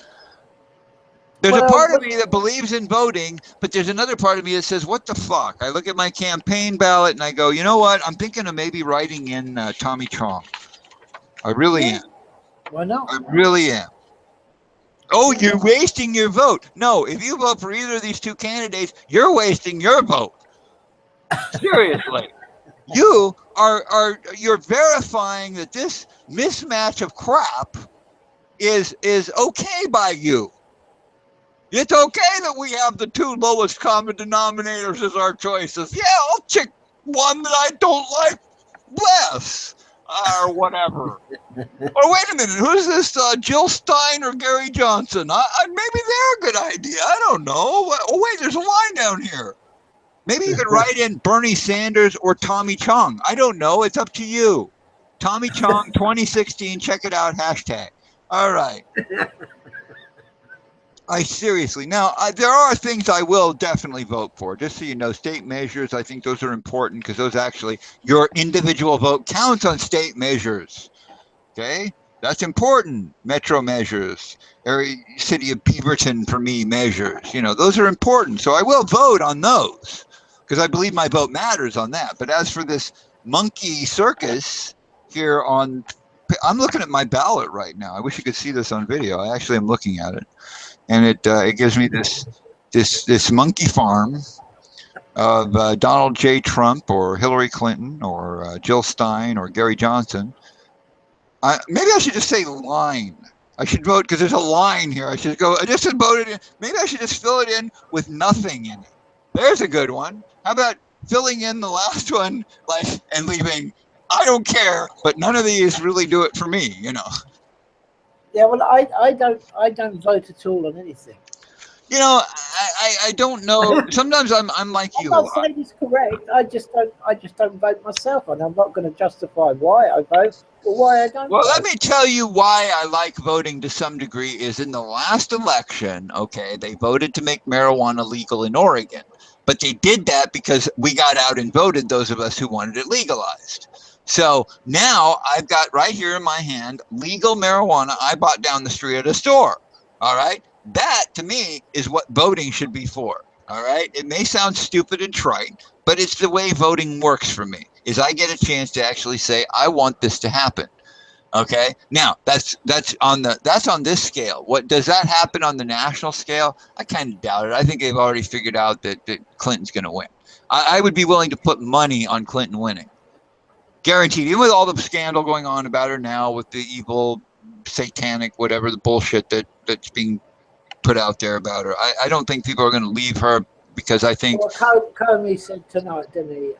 I listen because it gets put on a page on social media, and I click the button. I go, I'll have a read of this. My partner's half interested in it, so she said, what's going on? And I tell her because And I heard earlier on this evening that Comey's not going to indict her over any emails. End of. Uh-huh. Well, some of these supposed emails too that are going around the internet are bullshit. Yeah, I want to make that very clear. There's a lot of bullshit emails saying, "Oh, this was off WikiLeaks," and if you actually go look, it ain't there. No. Okay, so you got to be careful what you believe. Yeah, well, exactly. I mean, to me, I think the system wants Hillary Clinton. The globalists and the corporations require Hillary Clinton. I think it's going to be very sad for a lot of mum and dads that are going to have to put maybe a uniform on their boy and send him off to a war. I think that's the sad thing about it. I'm really, what I'm looking forward to right now is the fun and joy that we're going to go through on Wednesday the 9th called This Is Rigged Day. Trump will be claiming this is rigged. I'm going to make another prediction. Hillary will win. I think he's been set up, to be honest. No, I'm quite guaranteeing you that on November 9th you will hear this was rigged. It was a totally rigged. It was the biggest, most amazing rigged election ever in the history of time and space. It was rigged. Yeah, probably. Yeah. Guaranteed, dude. Like I say, I wish I had enough money to put on this and that there was some place I could actually place this bet that Hillary's going to win. That's number one. And two will be that Trump is going to bring up how the election was rigged and make a big deal. And it will go through about 3 or 4 months of bullshit of how rigged it was. And we'll still hear about it like in 4 years when Trump tries to run again as, hello, anybody remember me? I grabbed pussy. Anybody? Yeah, but at the end of the day, James, it's what all this bullshit comes down to how it affects you. If decisions come along, how do you respond to them? I know exactly how I'm going to respond to any decisions that might come out of future elections of psychopaths, whatever they are. I'm not going to give a shit. Yes. That's the answer. Don't give a shit. Whatever happens in the end, don't give a shit. Just love yourself, love each other, be a compassionate, caring, and wonderful individual you are. Believe in yourself. Try to do the best you can be to be the best you can be. And step forward into the world boldly, proclaiming yourself to be a master of you. Yes. The end. I've often found, James, when I've had confrontations with people who think they're authority, I've proved to them and I've said, I don't care what your rules say, I'm responsible for myself. If you have something there to say that I've caused harm to somebody else, then let's go, let's see your evidence. But as far as me, if I want to grow a plant and smoke it and eat it, I am responsible for myself and my own authority. I don't need your approval or anything else. Now, if you have a problem with that, then please, we can go to your place of business and we can discuss it. But I don't need anything from you unless you can prove I've caused damage to some other living being, then that's fine. If I have and you have the evidence and I've done it, I'm prepared to whatever it is that you think it's what you want. I need that I do to redress it. But apart from that, I don't need your permission to smoke a funny cigarette, to drink a bottle of booze. Not illegal. And I find 9 times out of 10 when you feel that you can say that you're responsible for yourself and you've caused no harm, they have no argument basically. And I don't get into them situations now, James, because I've walked away from a lot of that stuff because it's not important to me and I don't need it. And that's how I look on it. People say, well, you must have the answer to that. No, I don't have. I have my own answer for myself because of my own authority. I do help people if I can. If I need to feel that I need to help them, I will. And everything, whatever's mine is anybody else. If they need it, if they want to come and steal it from me, if somebody wants to come and steal something from me, they must be in a pretty bad position to want to come and steal it. They can have it anyway. I don't give a shit. Right. Exactly. Exactly. Don't worry so much about what other people are doing or have done, but be you, be real, be the love you want to see in the world. And that's, other than that, all of this politics, all this reality show bullshit we go through, all this 3-dimensional reality really ultimately doesn't matter. I know that sounds really crazy to say 3-dimensional reality doesn't matter. That's what I live in. But the fact is that if you really think about it, our lives, our individual human lives are very short duration. Yes. Make your life matter to the best you can within this life. But realize this, our energies, I believe, will go on. Now, will your consciousness, as you think it will, go on? I've often wondered if I wanted that to happen, because I really would not like to maintain some of the memories I've had. Some of them are not memories I would like to take into the next life. Thank you. I don't need to be me. What I want to do is work towards the idea of a mutual consciousness. I have no problem with the idea of a shared consciousness in the next life, whatever that means. Not being afraid of what people think of each other, because everybody's thoughts are enmeshed in each other's thoughts, or whatever it be. I don't need individuality in the next life, because if I'm in perfect love, who needs that shit? What I need is a comfortable blanket, sitting by the TV, enjoying the fire. I mean, I'm cool. Give me that. That's the next life I seek. Yeah. And then maybe friends coming by and visiting from their reality, bringing with them some unique idea. Look, these are colors that have never been examined before. Yes, I would like to see that. Bring them by. And I look and I go, wow, that's cool. And they take them with them, but that's their thing, and it's okay. And everybody's okay in the next world. That's the world I want. Everybody's okay. With everybody. We can only assume, James, can't we? We can only make assumption about whatever. Absolutely. We don't know. I mean, people who are religious and say, well, it's going to be heaven and it's going to be like at this and this will happen and there's a hell and it'll be at this fire level and people will burn at about 975 degrees centigrade. I know that because that's what the devil likes, and because he'll be eating your brains while you're there. So religion to me gets in the way of true spiritual reality.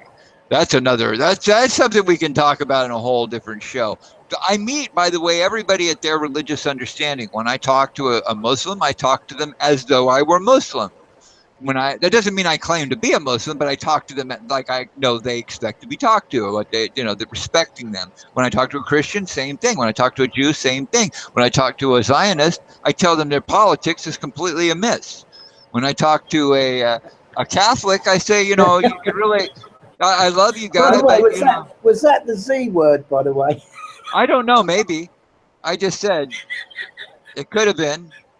I think I just gave the clue away. By the way, Zionist doesn't mean Jew. Let's be real. Let me make that clear since I used the word. Zionist to me does not mean Jew.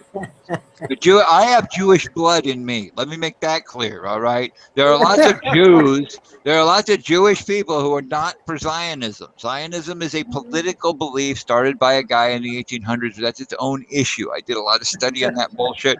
And I don't want to get hateful because I don't want people to hate people because of their politics or anything. I don't like that politic because the politic dominates. I mean, go look at AIPAC. Go look at their influence in American politics. I don't know how it is in Britain, but they sure are influential over here. So, because every politician has to go kiss AIPAC's ass. It's like, hey, it's AIPAC's ass kissing gay. Go look. Go look. Well, all of them. There's well, there used to be, but it's died off just recently. Both of our presidential candidates have made AIPAC speeches. You go look. You're done. The three political parties that are here, which is Conservative, which is your Liberals, and Labour, which is your Democrat, and there's also called a Liberal Democrat Party. All the three of them, if you go and look in the government site, are all financed by the Friends of Israel. Yeah.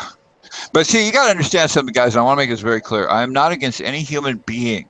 I am against politics that destroys, and if it's based on racism or age or whatever. I mean, it's like whatever your difference that makes people like somehow unacceptable or lesser than yourself, I'm going to be against you.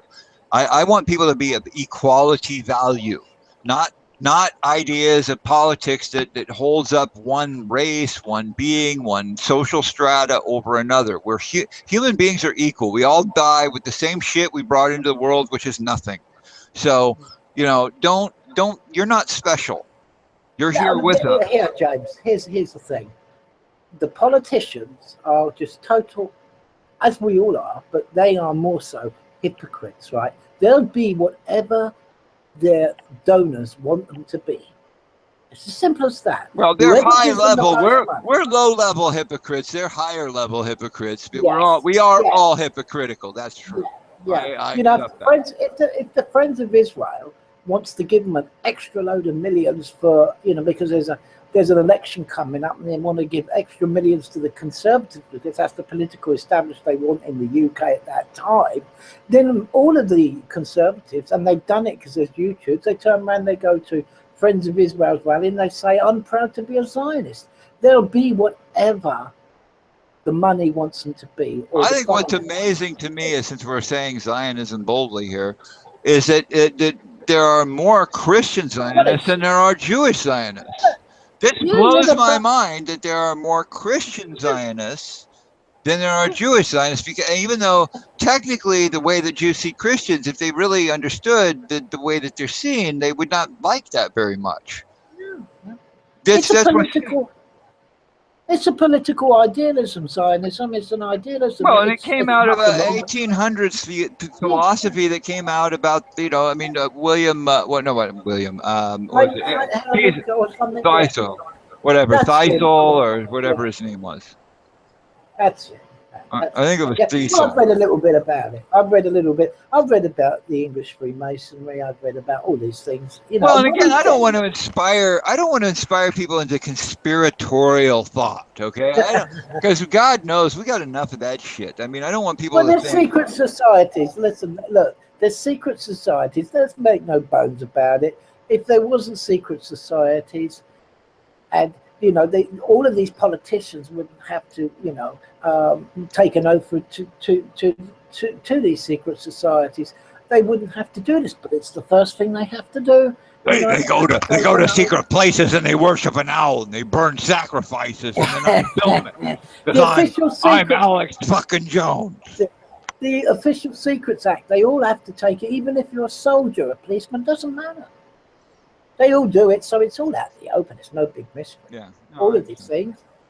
No, the biggest secret is how open the secret is. Yeah, exactly. If you really search it down, go look at like heads of like our media. Go look at what are they? Do they believe a certain philosophy? What is their philosophy they believe? Go look at that. What is their racial affiliation? Go look at all of these things and examine these things and see, okay, if I were a certain race and I wanted to dominate the world, where would I place people like media and so forth? And then I would like look back and see what is going on. Follow the money, follow the power, you know, it shouldn't take much to figure that shit out, and yet it's the most blatant secret in the world. Yeah, it's straightforward. I was so happy. I have to say, I'm not a big David Icke fan, but I was so happy when he spoke out publicly. I even posted he just said it like it was. Okay, and that is, we don't hate Jewish people. We dislike a idea of a Zionist world.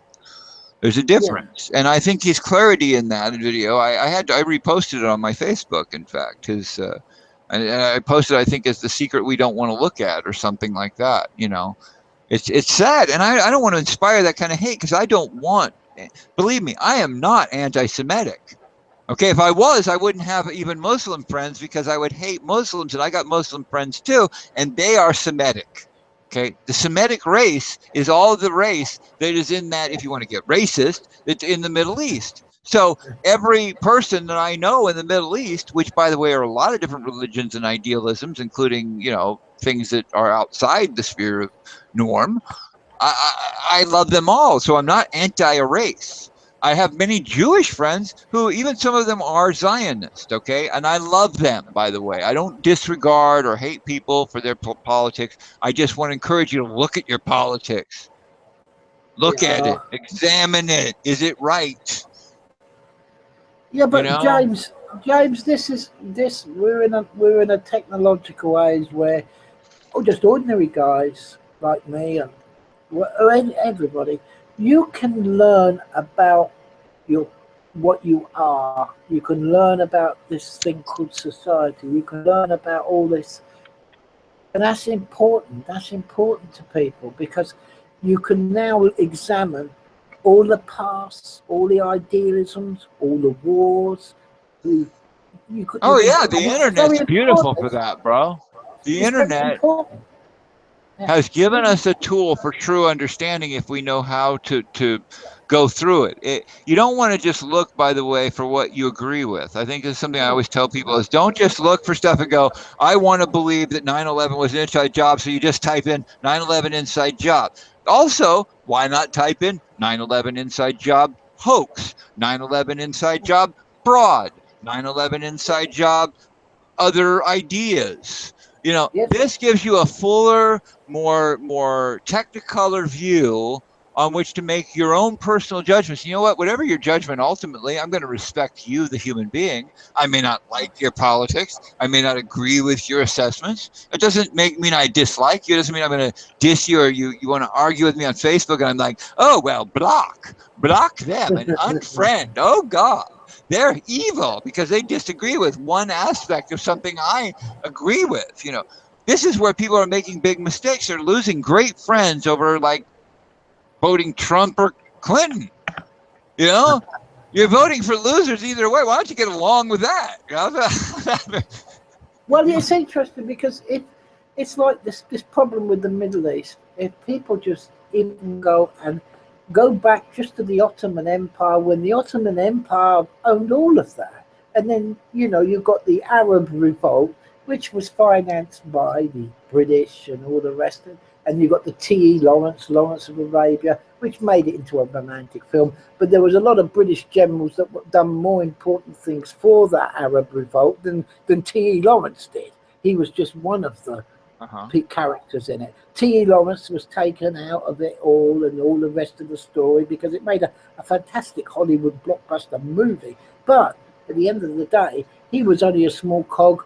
There were other people that had more to the Arab Revolt. So if you understand all the Ottoman Empire, and then the destruction of the Ottoman Empire, it shrunk, and the Arab Revolt, and the Ottomans with the Austrian Germans. How about remembering the Khazarians? How about looking into Khazaria, a nation forgotten about? Yeah, exactly. Well, I have a theory about them, but it's my own theory. It's not. You can actually get clues that Where did Zionism come from? Where does Khazar? Do people understand the Huns? Do they understand that they were actually Turkic and Ottomans?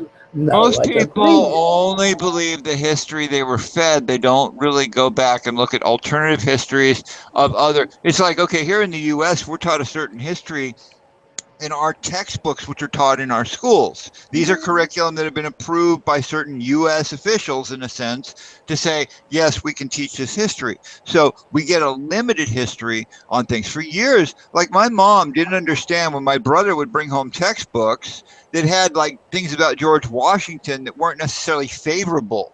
Okay, because in their textbooks, George Washington was like this super duper, super god of a world leader who made no errors and owned no slaves, nor grow no pot.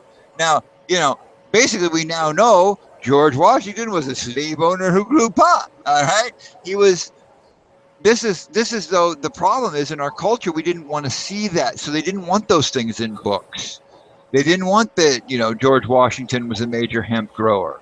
They didn't want that shit in there. So they didn't put it in there. I suppose they didn't want to know that he was pretty much, well, he was an English mason. Oh, dude, they didn't want a lot of things to be known. They didn't tell us about until later in the textbooks things like, that, let's see, what was it, the Hellfire Club? Oh, yeah, baby. Go over to Britain and get involved in that Hellfire Club, man, because that's the place to be. Then come back here to the United States where we can all be superhero. Go American government. Yeah. Well, the other thing is that does make Jefferson, how is your 14-year-old black slave doing? Oh, she's pregnant. Yeah, that's cool. What about the founders of the British colony and all these treaties with the indigenous Indian people? Which they then just totally forgot about. Oh, God, don't get me started on indigenous people of America, bro, because that's a show in and itself. Let me tell you, if you want to do next show, what we should do is talk about my views regarding what's going on with the indigenous people of this country and how fucked we the white race treated them, and how I, a person who believes in the Bahena, wants to make things right. Okay, a person who is a white man who feels that our country needs to make it up to these Native American people because they are still downtrodden, more so than the blacks and the Chinese and all the other cultures that want to whine. Blacks in this country own it. Don't give me this black culture is, oh, we're all having a bad time over here. They're not anymore. In fact, white culture is taking on all their dance moves and shit. Okay, I'm a big Michael Jackson fan. I love black people. Okay, I had no problem. Worked with them, enjoy them, whatever. The problem is most people have forgotten that Native Americans are more oppressed. Look what's going on here about water and about oil wine. There's all sorts of shit going on with the Native Americans right now, not even being covered in the regular news. And a black person goes, Black Lives Matter, and it's a big deal. Oh, I'm going to be the racist prick of this whole thing today. You know what? Racial awareness is not racism. I love all races and families of man. Let me make that very, very clear. But I also know we can make fun of each other. If you want to make fun of me for being a white Anglo-Saxon Protestant male or whatever the hell I am, you go right ahead, because I have no problem with that. Nothing. You go right ahead. Mr. Whitey Man, Mr. Crackerhead, you go right ahead. Whatever it is you want. Okay? Mr. Shiksa, Mr. Puma, you, babe. What are you? You're a problem now. No, I have Jewish in me too. I got a lot of things in me. I'm a mixed breed, man, so I can fuck up with a lot of people. Well, it's interesting you say that. PJ said, look, I said, Stab, go and watch these videos. And the videos were about the truth about the islands of New Zealand and who was the original people and all this sort of business and the cover up with the orbits of atolls and. Well, look at Australia and look at all those areas where they colonize. You know my theory is on it all.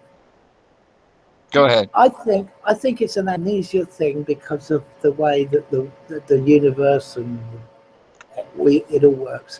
What did you say? I forgot. Yeah, I think we've been around the planet so many times, we don't know how many. That's why we're all Heinz 57, really. It's We're because, all dizzy, man. yeah, exactly. It's all this So, spinning. Everything's spinning.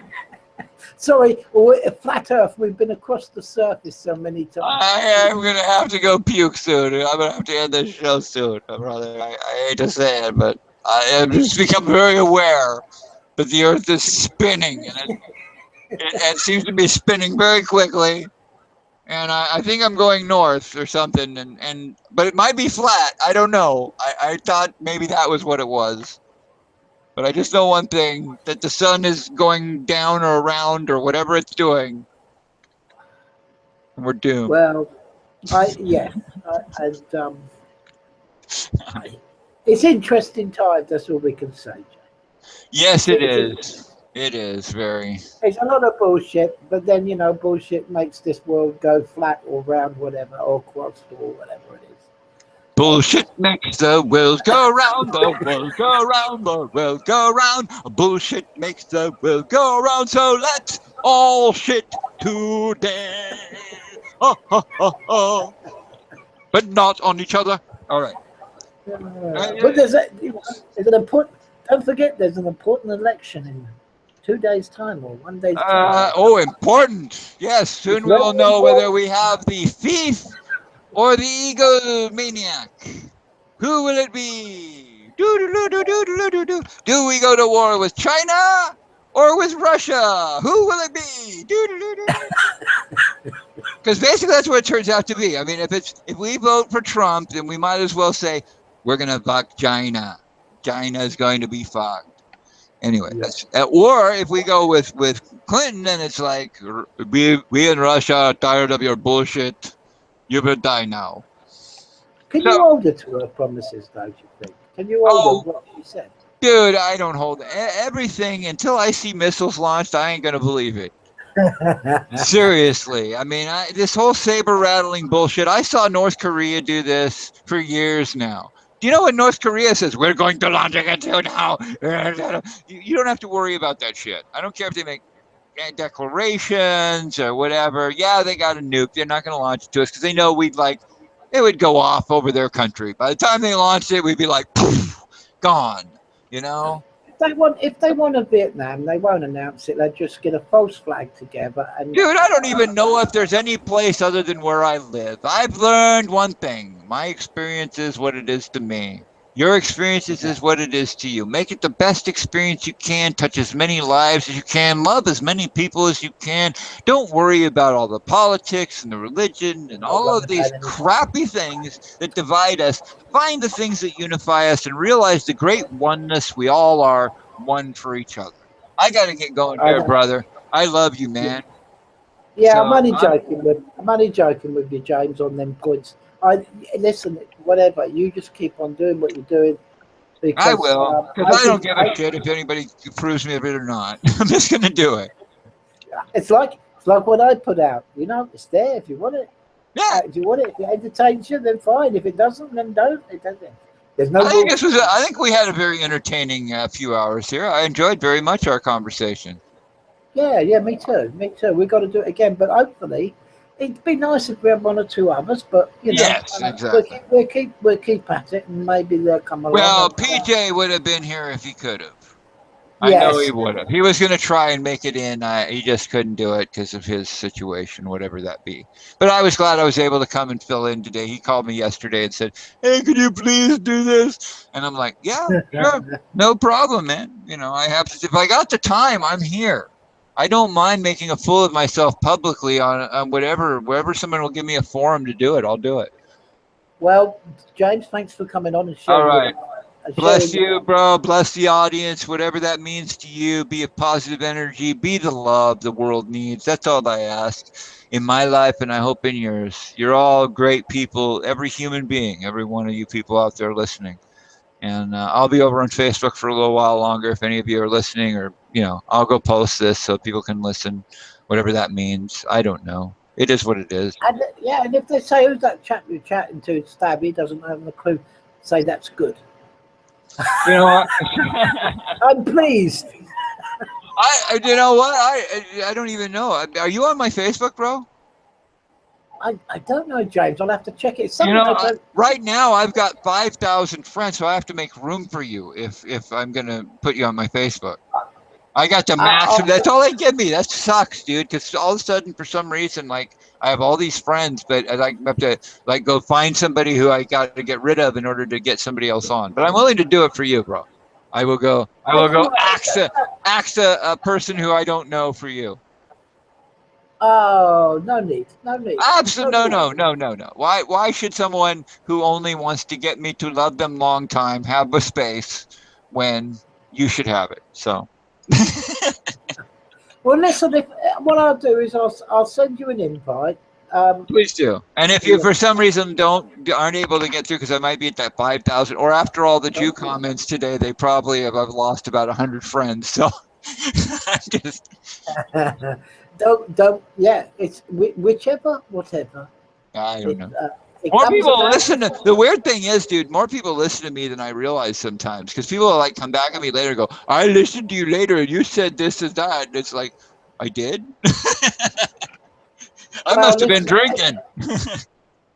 Everything, if anybody gets anything from what I say or any entertainment, whatever, I want them to know it's all unconditional. And it may change tomorrow based on new knowledge and new wisdom and new understanding. Whatever that means. Yeah. Well, if you're going to cast your you're going to cast your vote. Best of luck if that's what you're going to do, James. I plan to vote for Confused. I think Confused should win this year. Because Confused, and then I'm going to change my name to Confused, and then I will win the election. It'll be great. I'll be the president of the company, and I will make laws about love. That will be great. Everybody will love that. I'll make presidential orders. Everyone must love each other from now on. There. Yep. That's the order. That's very important. No more war. That would be the second order. We're not going to go to war with anybody we're not involved with. We're not going to take over oil, anything. We're just going to make friends and have peace. In fact, open borders. We're going to have fun letting people come and just be a part of our country. Come on in. Be a part. Why not? You know, and if those people want to leave, you go ahead. You leave. I don't care. Free food for everyone. Free beer. Free wine. Come on into America, land of upper party. We will party you out better than any country in the world. That's what I want to see, you know, as somebody. Come on over, smoke a bowl in America. Everywhere around the world, they're smoking bowls in America.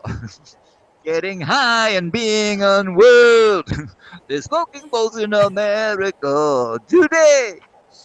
Okay. Well, best of luck, James. All right, love you, man. Nice. It's been nice. It's been very nice, you know. Very British. Very, very nice. Very nice.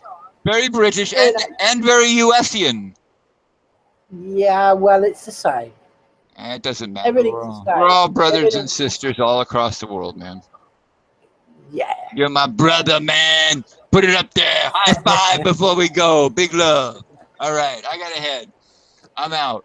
See you later, James. How do I hang this thing up? I don't even know. Oh, wait, here we go. Leave call. Bye.